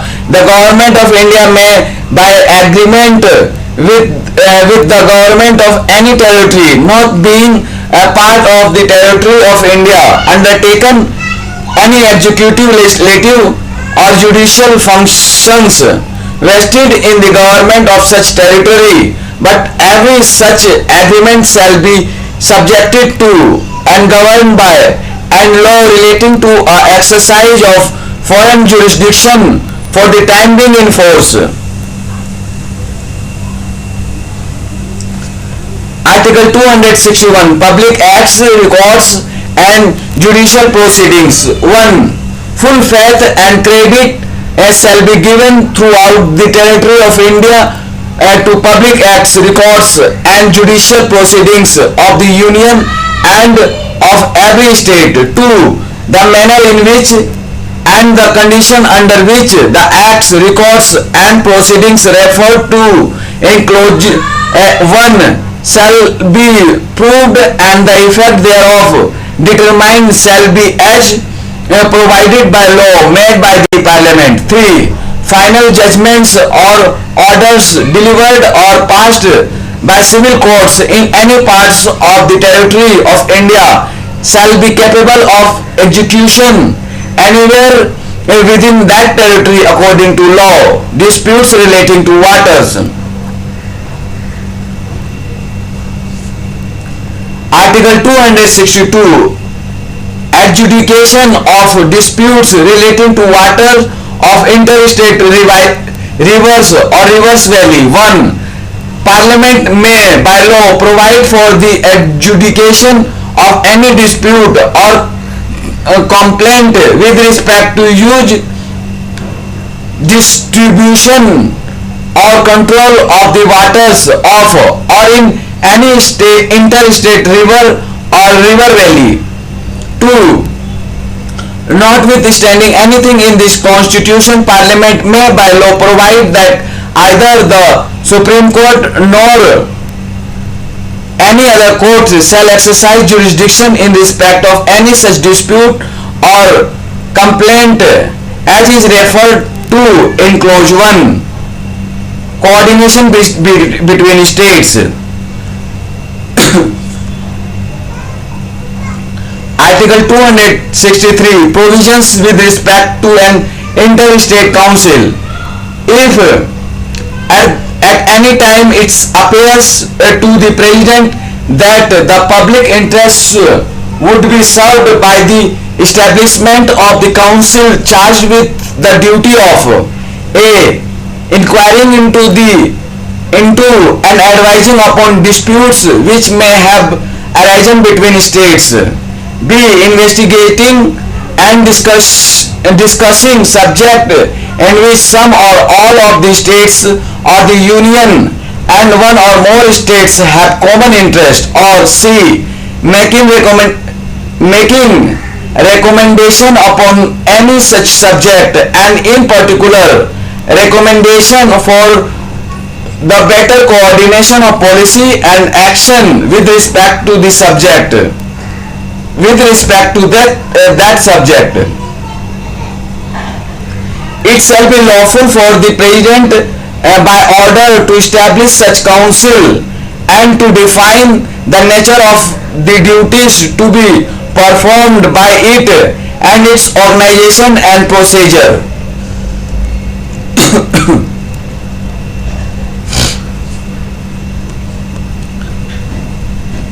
Part 12.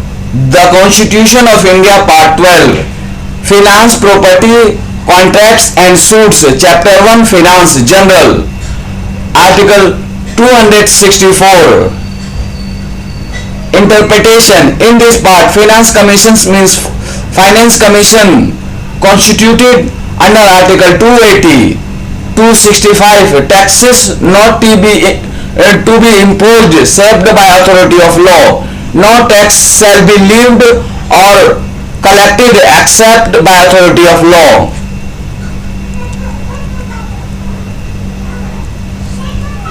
Article 266. Consolidated funds and public accounts of India and of the states. 1.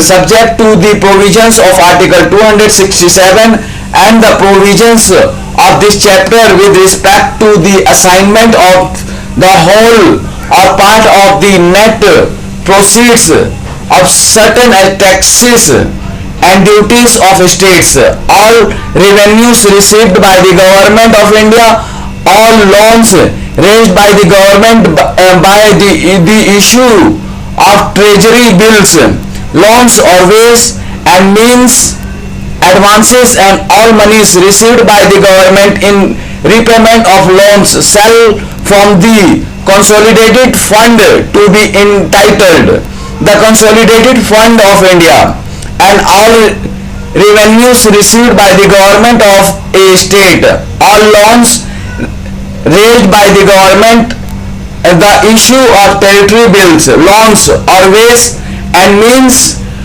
advances, and all monies received by the government in repayment of loans shall form one consolidated fund to be entitled the Consolidated Fund of the state. To all other public monies received by or on behalf of the government of India or the government of a state shall be credited credited credited credited to public account of India or public account of state as the case may be. 3. No monies out of Consolidated Fund of India or Consolidated Fund of State shall be appropriated except in accordance with law and for the purpose and in the manner provided in this Constitution. Article 267 Contingency Fund. 1. Parliament may by law establish a contingency fund in the nature of an impost to be entitled the Contingency Fund of India, into which shall be paid from time to time such sum as may be determined by such law, and the said fund shall be placed at the disposal of the President to enable advances to be made by him out of such fund for the purpose of meeting unforeseen expenditure pending authorization of such expenditure by Parliament by law under Article 115 or Article 116. 2. The legislature of a state may by law establish a contingency fund in the nature of an impost to be entitled the Contingency Fund of the state, into which shall be paid from time to time such sum as may be determined by such law, and the said fund shall be placed at the disposal of governor of the state to enable advances to be made by him out of such fund for the purposes of meeting unforeseen expenditure pending authorization of such expenditure by legislature of the state by law under Article 205 of Article 206. Distribution of revenues between the Union and the states. Article 268. Duties levied by the Union but collected and appropriated by the states. 1. Such stamp duties as are mentioned in the Union list shall be levied by the Government of India but shall be collected a.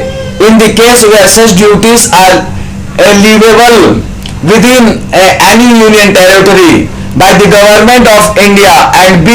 in other cases by the states within which such duties are respectively leviable.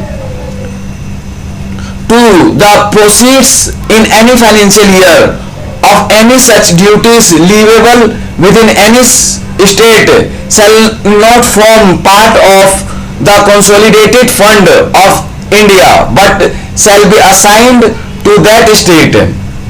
Article 268A. Service tax levied by the Union and collected and appropriated by the Union and the state, repealed by the Constitution 101st Amendment Act 2016 Section 6 with effect from 16/9/2016.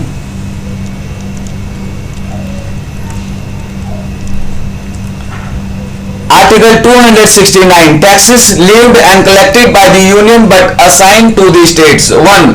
Taxes on the sale or the purchase of goods and taxes on the consignment of goods except as provided in Article 269A. shall be levied and collected by the government of India, but shall be assigned and shall be deemed to have been assigned to the states or after the first day of April 1996 in the manner provided in clauses 2.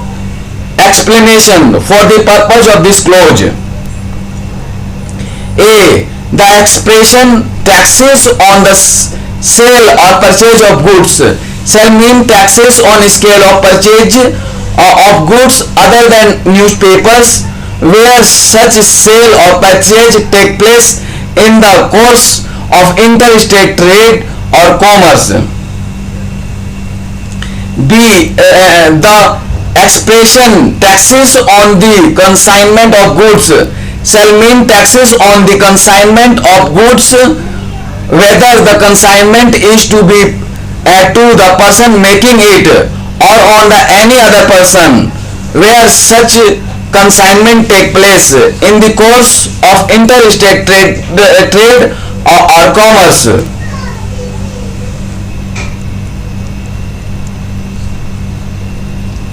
2. The net proceeds in any financial year of any such tax except in so far as those proceeds represent proceeds attributes the union territories shall not form part of the consolidated fund of India but shall be assigned to states within which that tax is leviable in that year and shall be distributed among those states in accordance with such principles of distribution as may be formulated by Parliament by law. 3. Parliament may by law formulate principles for determining when a sale or purchase of or consignment of goods take place in the course of interstate trade or commerce.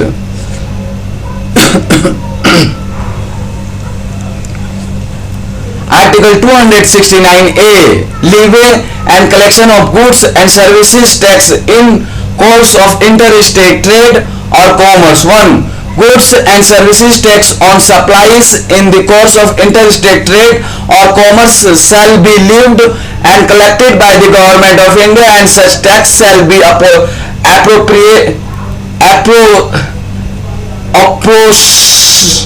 apportioned between the union and the states in the manner as may be provided by Parliament by law on the recommendation of the Goods and Services Tax Council.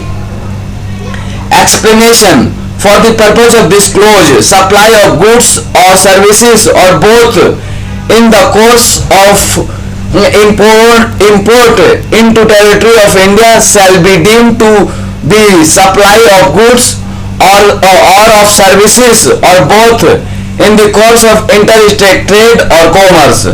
2. The amount appropriated to a state under clause 1 shall not form part of the consolidated fund of India. 3. Where an amount collected as tax levied under clause 1 has been used for payment of the tax levied by the state under Article 246A, such amount shall not form a part of consolidated fund of India. 4. Where an amount collected as tax levied by the state under Article 246A has been used for payment of tax levied under clause 1, such amount shall not form part of consolidated fund of the state. 5. Parliament may by law formulate the principles for determining the place of supply and when a supply of goods or of services or both take place in the course of interstate trade or commerce.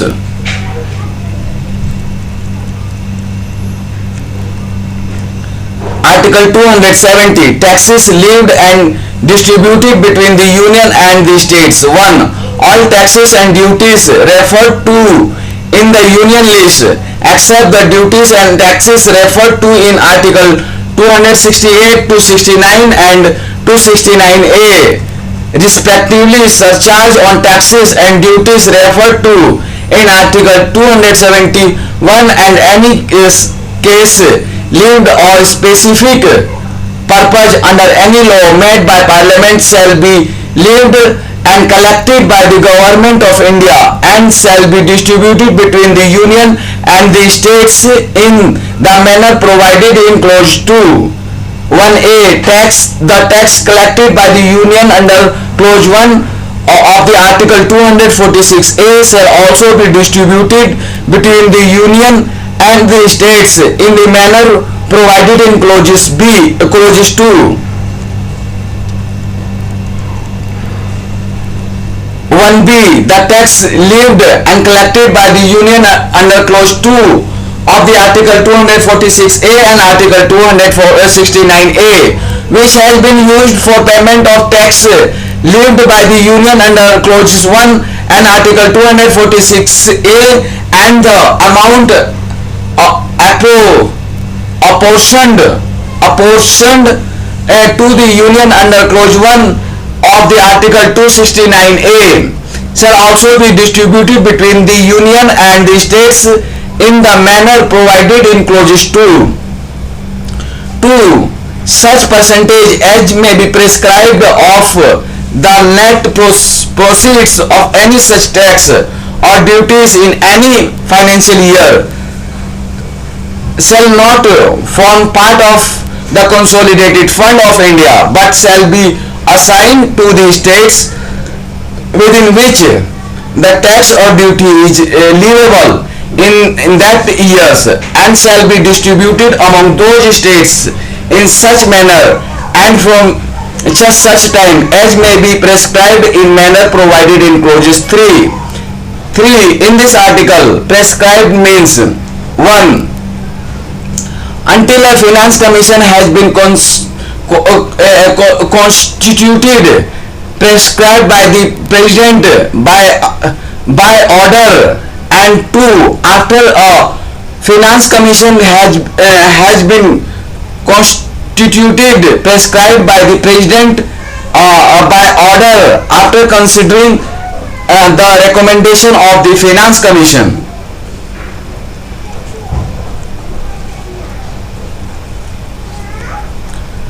Article 271. Surcharges on certain duties and taxes for a purpose of the Union.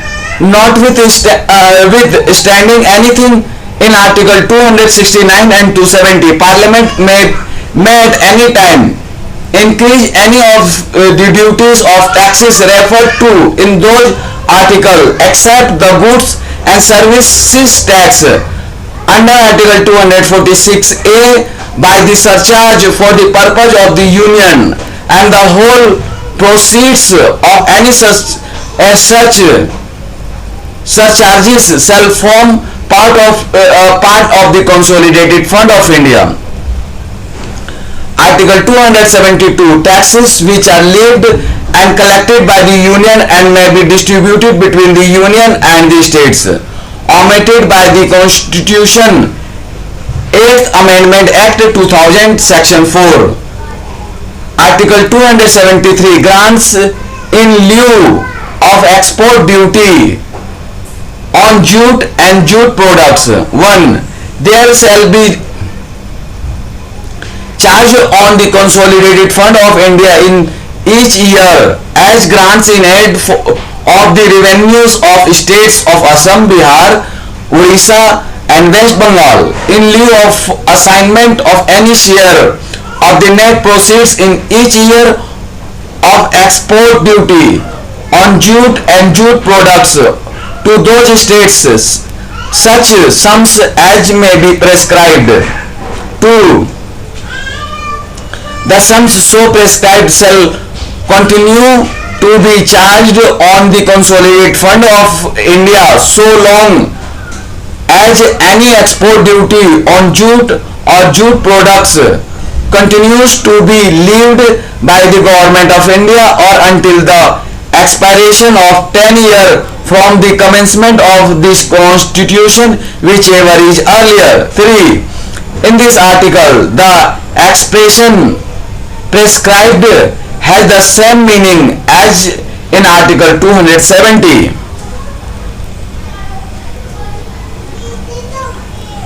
Article 274, prior recommendation of President required to bills affecting taxation in which states are interested. 1. No bill or amendment which impose or varies any tax or duties in which states are interested or which varies the meaning of the expression agricultural income as defined for the purpose of the enactments relating to Indian income tax or which affects the principles on which under any of the foregoing provisions of this chapter monies are on may be distributed to the states or which imposes any such surcharge for the purpose of the union as is mentioned in the foregoing provisions of this chapter shall be introduced or moved in either house of parliament except on the recommendation of the president. 2. In this article, the expression tax or duty in which states are interested means a tax or duty the whole or part of the net proceeds whereof are assigned to any states, or b. the tax or duty by reference to the net proceeds whereof sums are for the time being payable out of the consolidated fund of India to any state. Article 275, grants from the union to certain states. 1. Such sums as Parliament may by law provide shall be charged on the consolidated fund of India in each year as grants in aid of the revenues of such states as Parliament may determine to be in need of assistance, and different sums may be fixed for different states.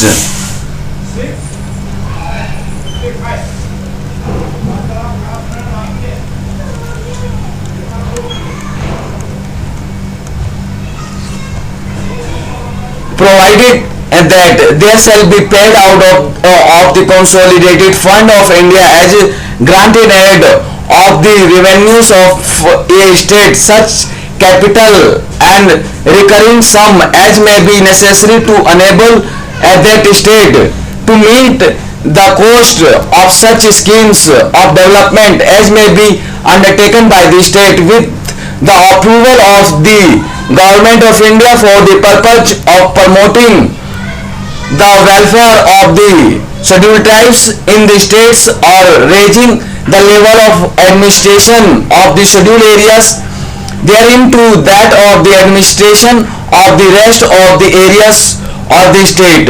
Provided further and that there shall be paid out of the consolidated fund of India as grants in aid of the revenues of the state of Assam sums capitals recurring equivalent to a. the average excess of expenditure over the revenues during the 2 years immediately preceding the commencement of this constitution is in respect of the administration of the tribal areas specified in part 1 of the table appended to paragraph 20 of the 6th schedule, and b. the cost of such scheme of development as may be undertaken by the state with the approval of the Government of India for the purpose of raising the level of administration of the said areas to the areas to that of the administration of rest of the areas of the state.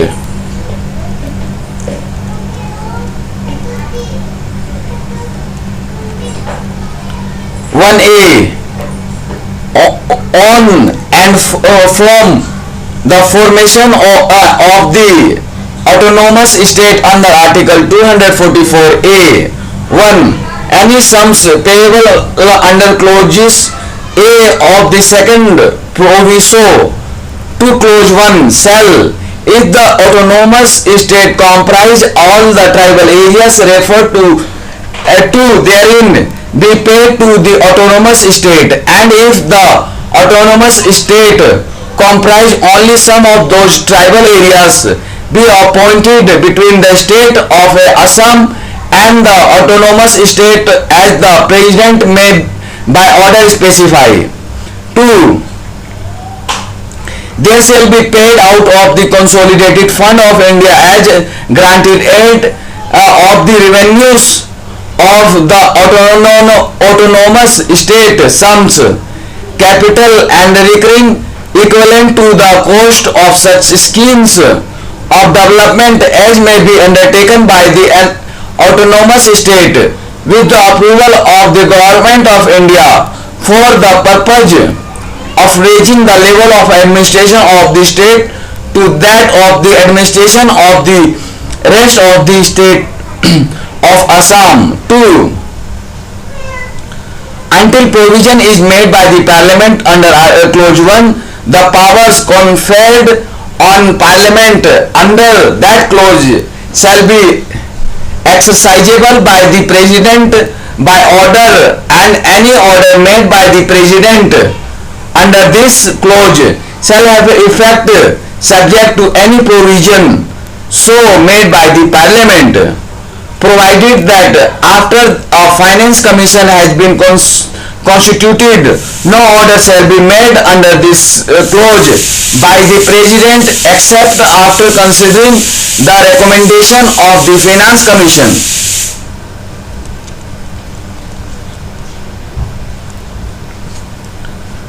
Article 276. Taxes on profession, trade, callings and employments. 1.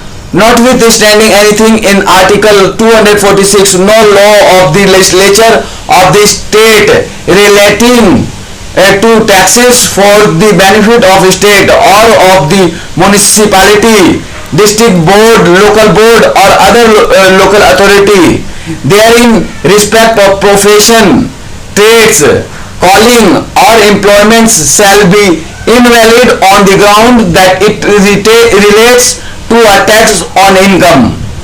2. The total amount payable in respect of any one person to the state or to any one municipality, district board, local board or other local authority in the state by way of taxes on professions, trades, calling of employments shall not exceed 2,500 rupees per annum. 3. The power of the legislature of a state to make laws as aforesaid with respect to taxes on professions, trades, calling and employments shall not be construed as limiting in any way the power of Parliament to make laws with respect to taxes on income occurring from or arising out of professions, trade, calling and employments. Article 277. Savings. Any taxes, duties, cases or cesses or fees which immediately before the commencement of this constitution were being lawfully levied by the government of any state or by any municipality or other local authority or body for the purpose of the state, municipality, district or other local area may, notwithstanding that those taxes, duties, cesses or fees are mentioned in the union list, continue to be levied and to be applied to the same purpose until provisions to the contrary is made by the Parliament by law.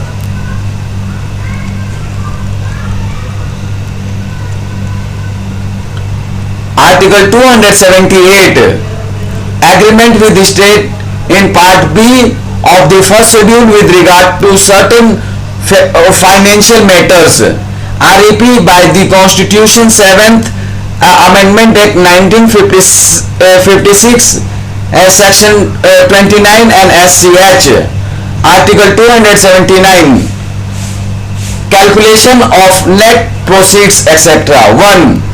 In the preceding provisions of this chapter, net proceeds means in relation to any tax or duties, the proceeds thereof reduced by the cost of collection and of the purpose of those provisions, the net proceed of any tax or duty or of any part of any tax or duty in or attributes to any area shall be ascertained and certified by the Comptroller and Auditor General of India, whose certificate shall be final.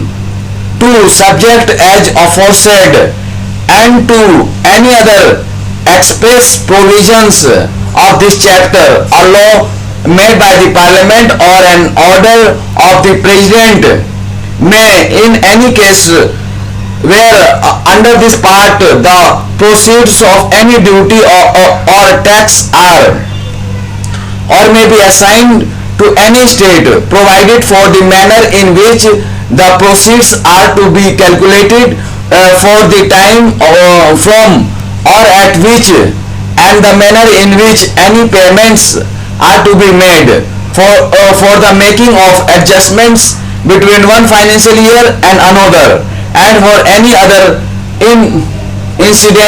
incidental or ancillary matters.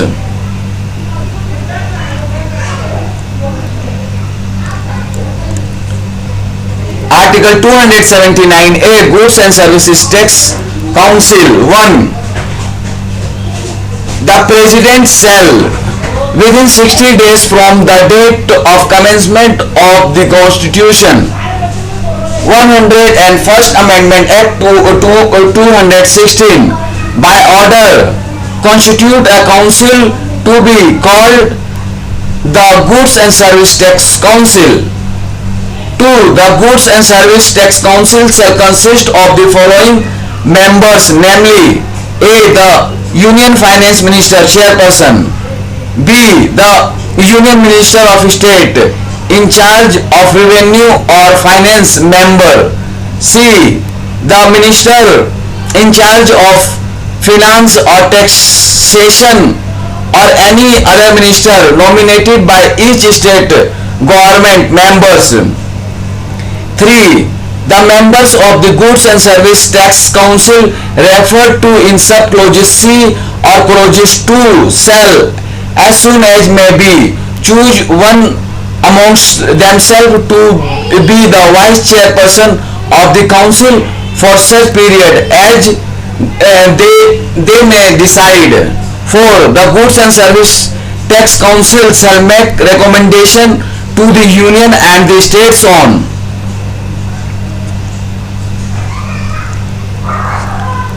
A. The tax, cesses and surcharges levied by the Union, the state and the local bodies, which may be subsumed in the Goods and Services Tax. B. The Goods and Services Tax services that may be subjected to or exempted from the Goods and Services Tax. C.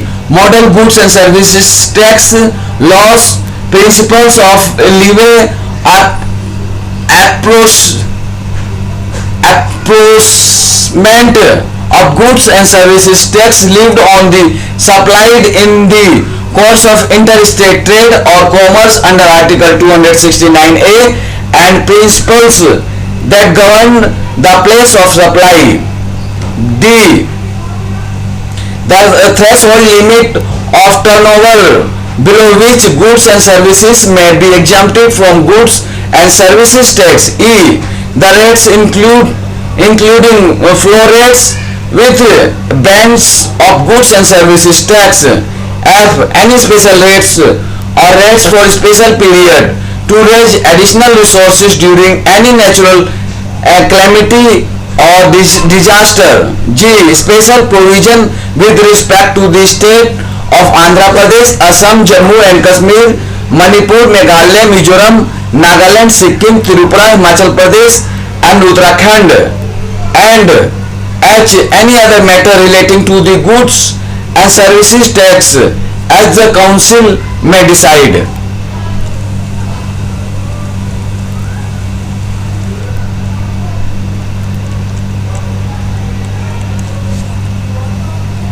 Five.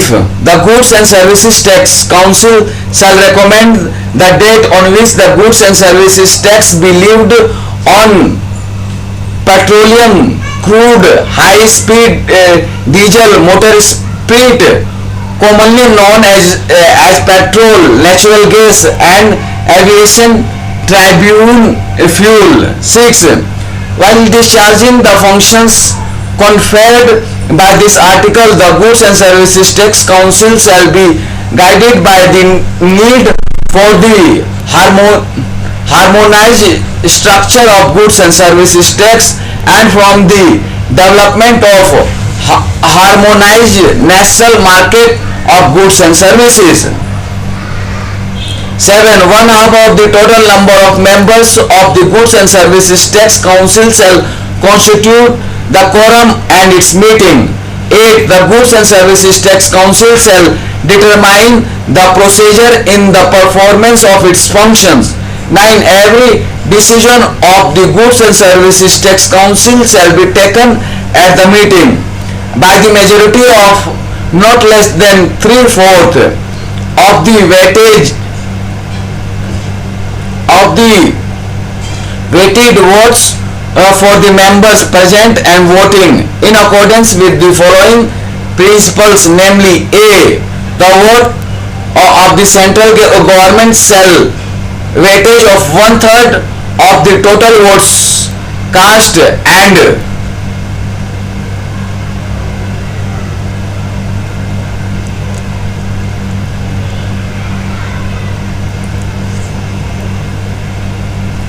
B. The votes of all the state government taken together shall have the weightage of 2/3 of the total votes cast in the meeting. 10. No acts of proceeding of Goods and Services Tax Council shall be invalid merely by reason of A. Any vacancy or any defect in constitution of the council, or B. Any defect in appointment of a person as member of the council, or C.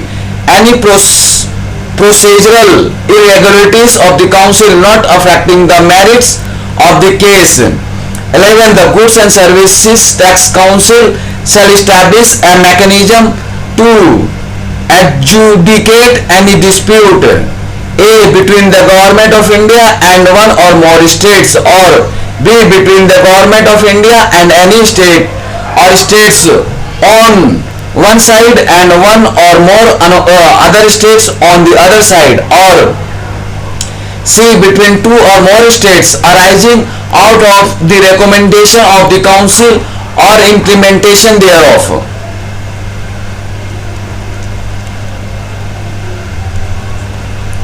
Article 280, Finance Commission. 1.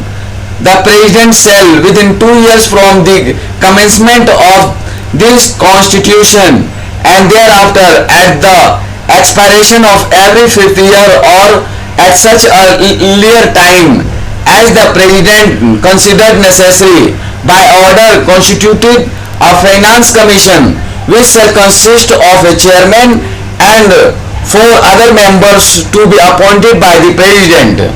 2. Parliament may by determine the qualifications which shall be requisite for appointment as members of the Commission and the manner in which they shall be selected. 3. It shall be the duty of Commission to make recommendation to the President as to A.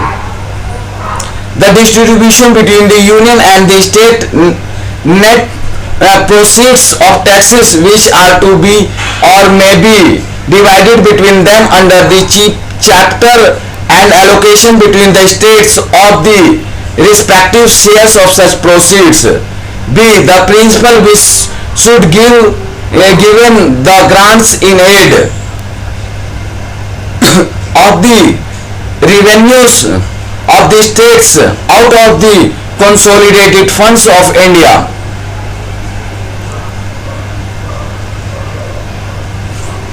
BB. The measures needed to augment of consolidated fund of the state to supplement the resources of the panchayats in the state on the basis of recommendation made by the Finance Commission of the state. C. Measures needed to augment the consolidated fund of the state to supplement the resources of the municipalities in the state on the basis of the recommendation made by the Finance Commission of the state. D. Any other matter referred to the Commission by the President in the interest of sound finance. 4. The Commission shall determine their procedure and shall have such powers in the performance of their functions as Parliament may by law confer on them. Article 281. Recommendation of the Finance Commission. The President shall cause every recommendation made by the Finance Commission under the provisions of this Constitution together with an explanatory memorandum as to the action taken thereon to be laid before such House of Parliament. Miscellaneous financial provisions.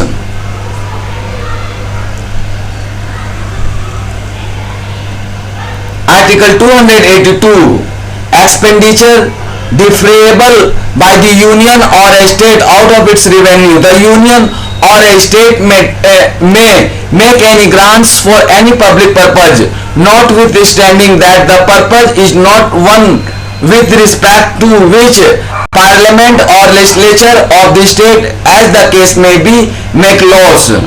Article 283. Custody etc. in consolidated funds, contingency funds, and monies credited to the public account. 1. The custody of consolidated fund of India and the contingencies fund of India, the payment of monies into such funds, the withdrawal of monies there from the custody of public monies other than those credited to such funds received by or on behalf of the Government of India, their payment into the public account of India and the withdrawal of monies from such account and all other matters concerned with the ancillary to matters aforesaid shall be regulated by law made by the Parliament, and until provisions in that behalf is so made shall be regulated by rules made by the President. 2. The custody of consolidated fund of a state and the contingency fund of a state, the payment of monies into such funds, the withdrawal of monies therefrom, the custody of public monies other than those credited to such funds received by or on behalf of the Government of the state, their payment into public account of the state and withdrawal of monies from such account and all other matters connected with or ancillary to matters aforesaid shall be regulated by law made by the legislature of a state, and until provisions in that behalf is so made shall be regulated by rules made by the governor of a state. Article 284. Custody of suitors, deposits and other monies received by public servants and courts. All monies received by or deposit with any officer employed in connection with the affairs of the union or the states in his capacity as such other than revenues or public monies raised or received by the government of India or the government of state as the case may be, or b. any court within the territory of India to the credit of any case matter account of persons shall be paid into the public account of India or the public account of state as the case may be. Article 285. Exemptions of property of the Union from state taxation. 1. The property of the Union shall save in so far as Parliament may by law otherwise provides be exempted from all taxes imposed by a state or by any authority within a state. 2. Notwithstanding clauses 1 shall until Parliament by law otherwise provides prevent any authority within a state from levying any tax on any property of the Union to which such property was immediately before the commencement of this constitution liable, treated as liable so long as that the tax continues to be levied in that state. Article 246. Reservation as the imposition of tax on the sale or purchases of goods. 1. No law of a state shall impose or authorize to imposition of a tax on the supply of goods or of services of both where such a supply takes place, a. outside of state, or b.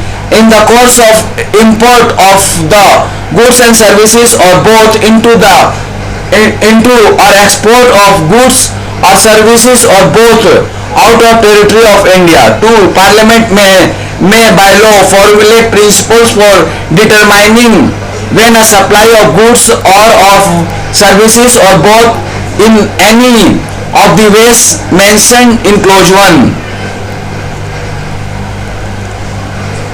Article 287. Exemption from taxes on electricity. Save in so far the Parliament may by law otherwise provides no law of state shall impose or authorize the imposition of a tax on the consumption of sale of electricity, whether produced by the government or other persons, which is a. consumed by the government of India or sold to the government of India for consumption by the government, or b. consumed in the construction, maintenance or operation of any railway by the government of India or a railway company operating that railway, or sold to the government or any such railway company for consumption in the construction, maintenance and operation of any railway, and any such law imposing or authorizing the imposition of a tax on the sale of electricity shall secure that the price of electricity sold by the government of India for the consumption by the government or to any such railway company as aforesaid for consumption in the construction, maintenance and operation of any railway shall be less by the amount of the tax than the price charged to other consumers of a substantial quantities of electricity. Article 288. Exemption from taxation by states in respect of water or electricity in certain cases. 1. Save in so far as a president may by order otherwise provides no law of a state in force immediately before the commencement of this constitution shall impose or authorize to imposition of tax in respect of any water or electricity stored, generated, consumed, distributed or sold by any authority established by any existing law or law made by Parliament for regulating or developing any interstate river or river valley. Explanation: the expression law of the state in force in the clause shall include a law of a state passed or made before the commencement of this constitution and not previously repealed, notwithstanding that it or parts of it may not be then in operation either at all or in particular areas.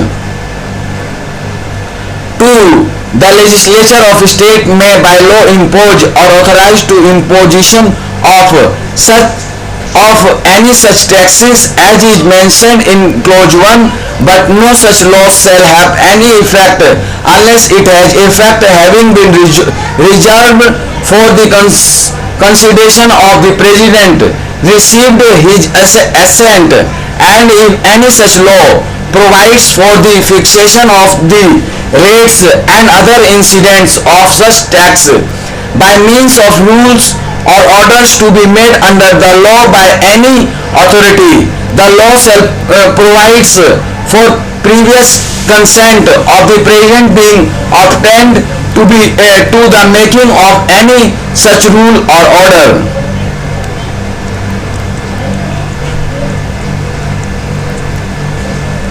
Article 289, exemption of property and income of a state from union taxation. 1. The property and income of a state shall be exempted from union taxation. 2. Nothing in clause 1 shall prevent the union from imposing or authorizing the imposition of any tax to such extent, if any, as Parliament may by law provides in respect of a trade or business of any kind carried on by or on behalf of the government of a state, or any operations connected therewith, or any property used or occupied for the purpose of such trade or business, or any income occurring or arising in connection therewith.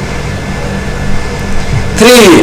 Nothing in clause 2 shall apply to any trade or businesses or to any class or trade or businesses which Parliament may by law declare to be incidental to the ordinary functions of the government.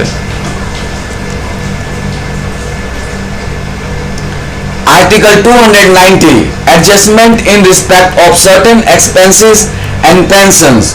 Whether under the provisions of this constitution the expenses of any court or commission or the pension payable to or in respect of a person who has served before the commencement of this constitution under the crown in India or after such commencement in connection with the affairs of the union or of a state or charged on the consolidated fund of India or the consolidated fund of a state, then if a in the case of change or the consolidated fund of India, the court or the commission serves any of the separate needs of a state or the person has served wholly or in a part connection with the affairs of a state, or B in the case of a charge or the consolidated fund of a state, the court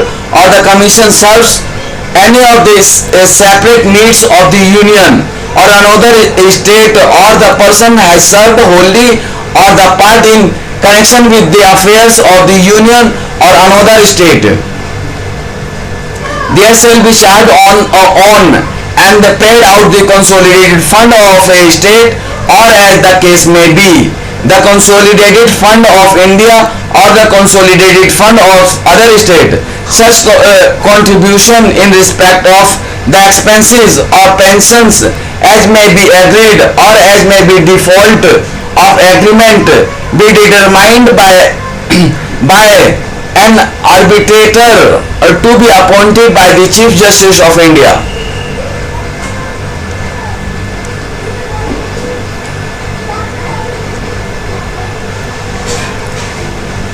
Article 290A, annual payment of certain Devaswam funds, a sum of 46 lakhs and 50,000 rupees shall be charged on and paid out of the consolidated fund of the state of Kerala every year to the Travancore Devaswam fund, and sum of 30 lakh and 50,000 rupees shall be charged on and paid out of the consolidated fund of the state of Tamil Nadu every year to the Devaswam fund established in the state for maintenance of Hindu temples and shrines in the territory transferred to the state on the first day of November 1956 from the state of Travancore, Cochin. Article 291. Private purse sum of rupees REP by the Constitution 26th Amendment Act 1971 Section 2 Chapter 2 Borrowing.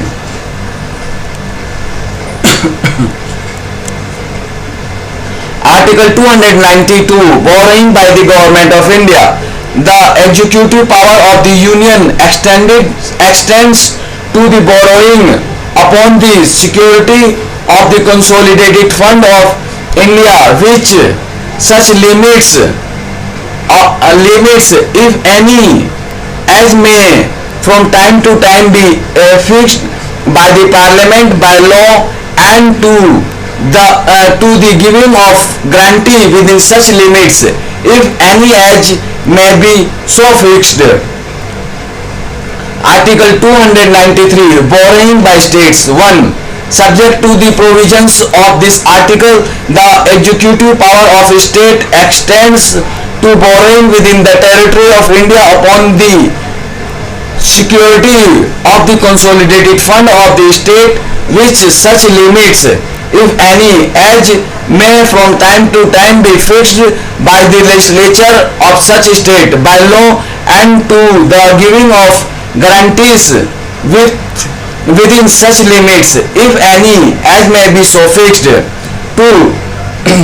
The government of India may, subjected to such condition as may be laid down by or under any law made by the Parliament, make loans to any state or so long as any limits fixed under Article 292 are not exceeded, giving guarantees in respect of loans raised by any state and any sums required for the purpose of making such loans shall be charged on the consolidated fund of India.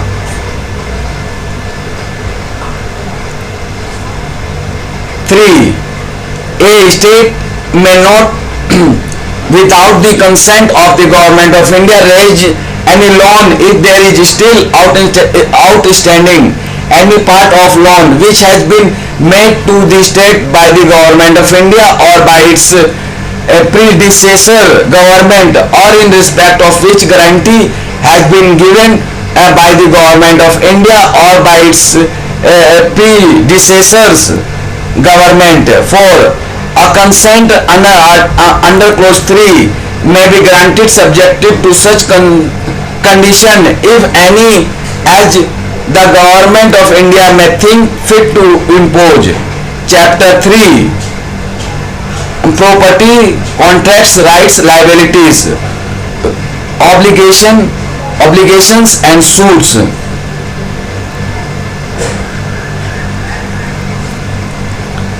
Article 294 succession to property, assets, rights, liabilities, and obligation in certain cases as form the commencement of this constitution. A. All property and assets which immediately before such commencement were vested in His Majesty for the purpose of the government of a dominion of India, and all properties and assets which immediately before such commencement were vested in His Majesty for the purpose of the government of each governor, province shall vest respectively in the union and corresponding state. And B.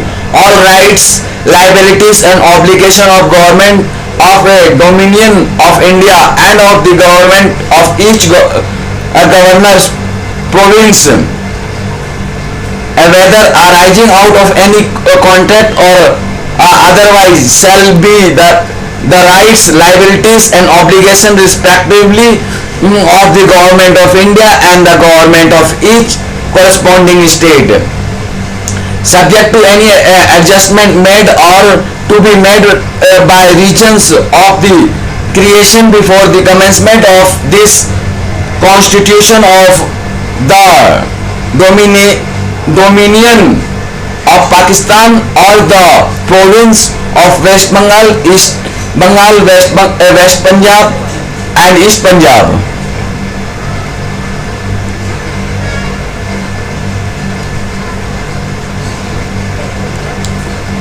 Article 295.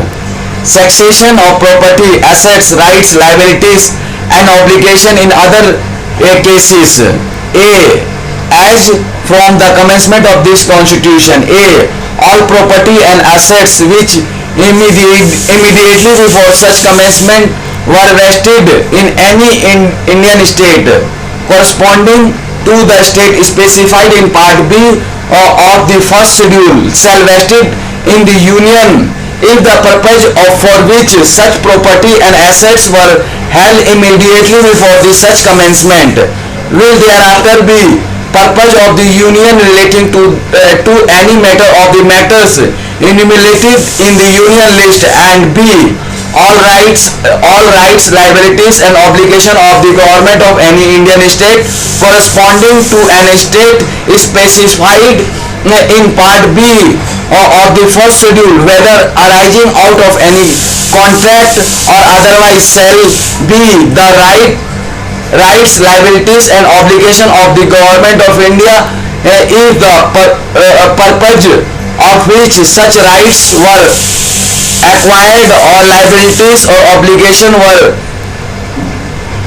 incurred before such commencement will thereafter be purposes of the government of India relating to any of the matter enumerated in the union list, subject to any agreement entered into that behalf by the government of India with the government of that state. Though two subjects as aforesaid, the government of each state specified in Part B for the first schedule shall, as the from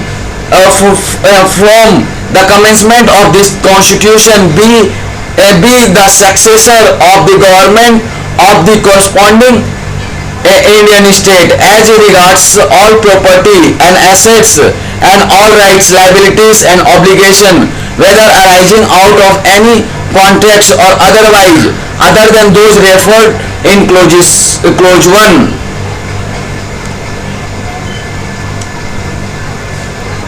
Article 296. Property occurring by the escheat or lapse or as bona vacantias, subject as hereinafter provided. Any property in the territory of India which of this constitution had not come into operation would have occurred to His Majesty, or as the case may be, to the ruler of an Indian state by escheat or lapse or bona vacantia or for want of a rightful owner, shall, if It is property situated in a state vested in such state and shall in any other state vest in the union, provided that any property which at the date when it would have so occurred to His Majesty or to the ruler of an Indian state was in possession or under the control of the government of India or the government of a state shall according as the purposes for which it was then used or held were purposes of the union or state vest in the union or the states. Explanation: in this article the expression rules and Indian state have the same meaning as in article 363. Article 297, things of value within territorial waters or continental shelf or resources of the exclusive economic zone to west in the union. 1. All lands, minerals and other things of value underlying the ocean within the territorial waters or the continental shelf or the exclusive economic zone, the India shall vest in the union to be held for the purpose of the union. 2. All other resources of the exclusive economic zone of India shall also vest in the union and be held for the purpose of the union. 3. The limits of the territorial waters, the continental shelf, the exclusive economic zone and other material zone, the India shall be such as may be specified from time to time by or under any law made by Parliament.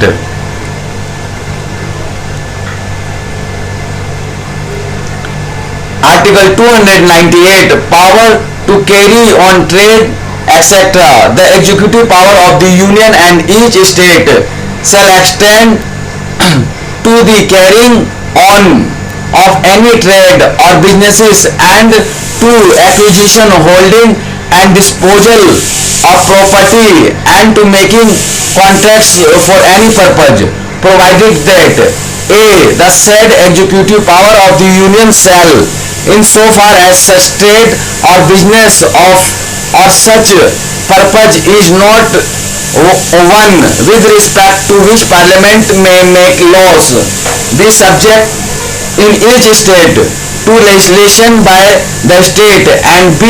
The said executive power of each state shall, in so far as such trade or business or such purpose is not one with respect to which the state legislature may make laws, be subject to the legislation by Parliament.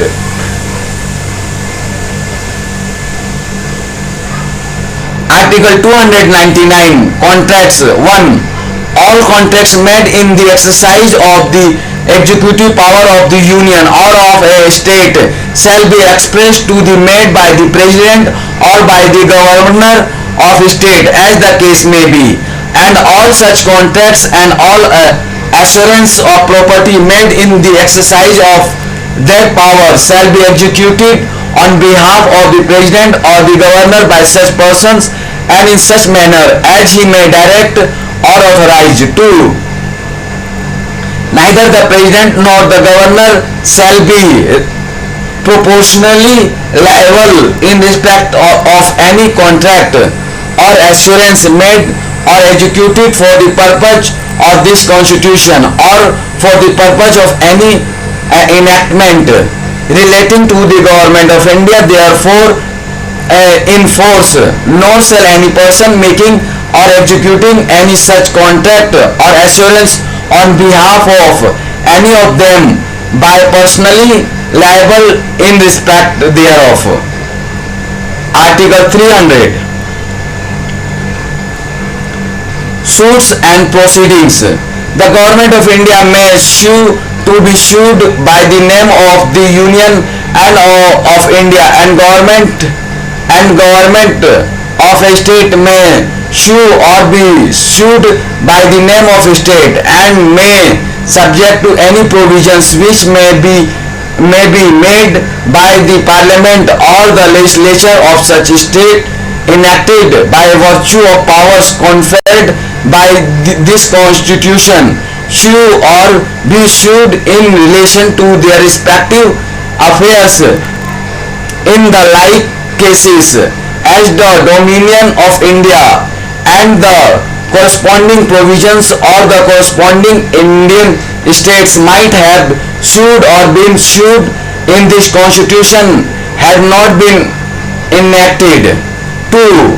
If at the commencement of this constitution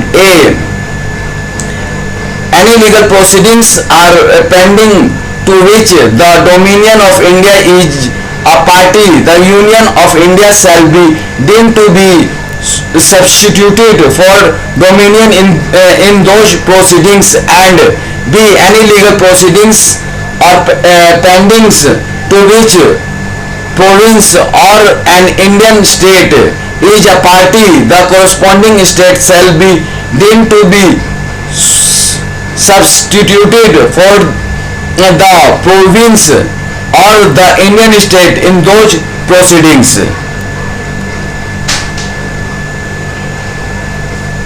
The Constitution of India, Chapter 6, Right to Property, Article 300A, person not to be deprived of property saved by authority of law. No person shall be deprived of his property saved by authority of law.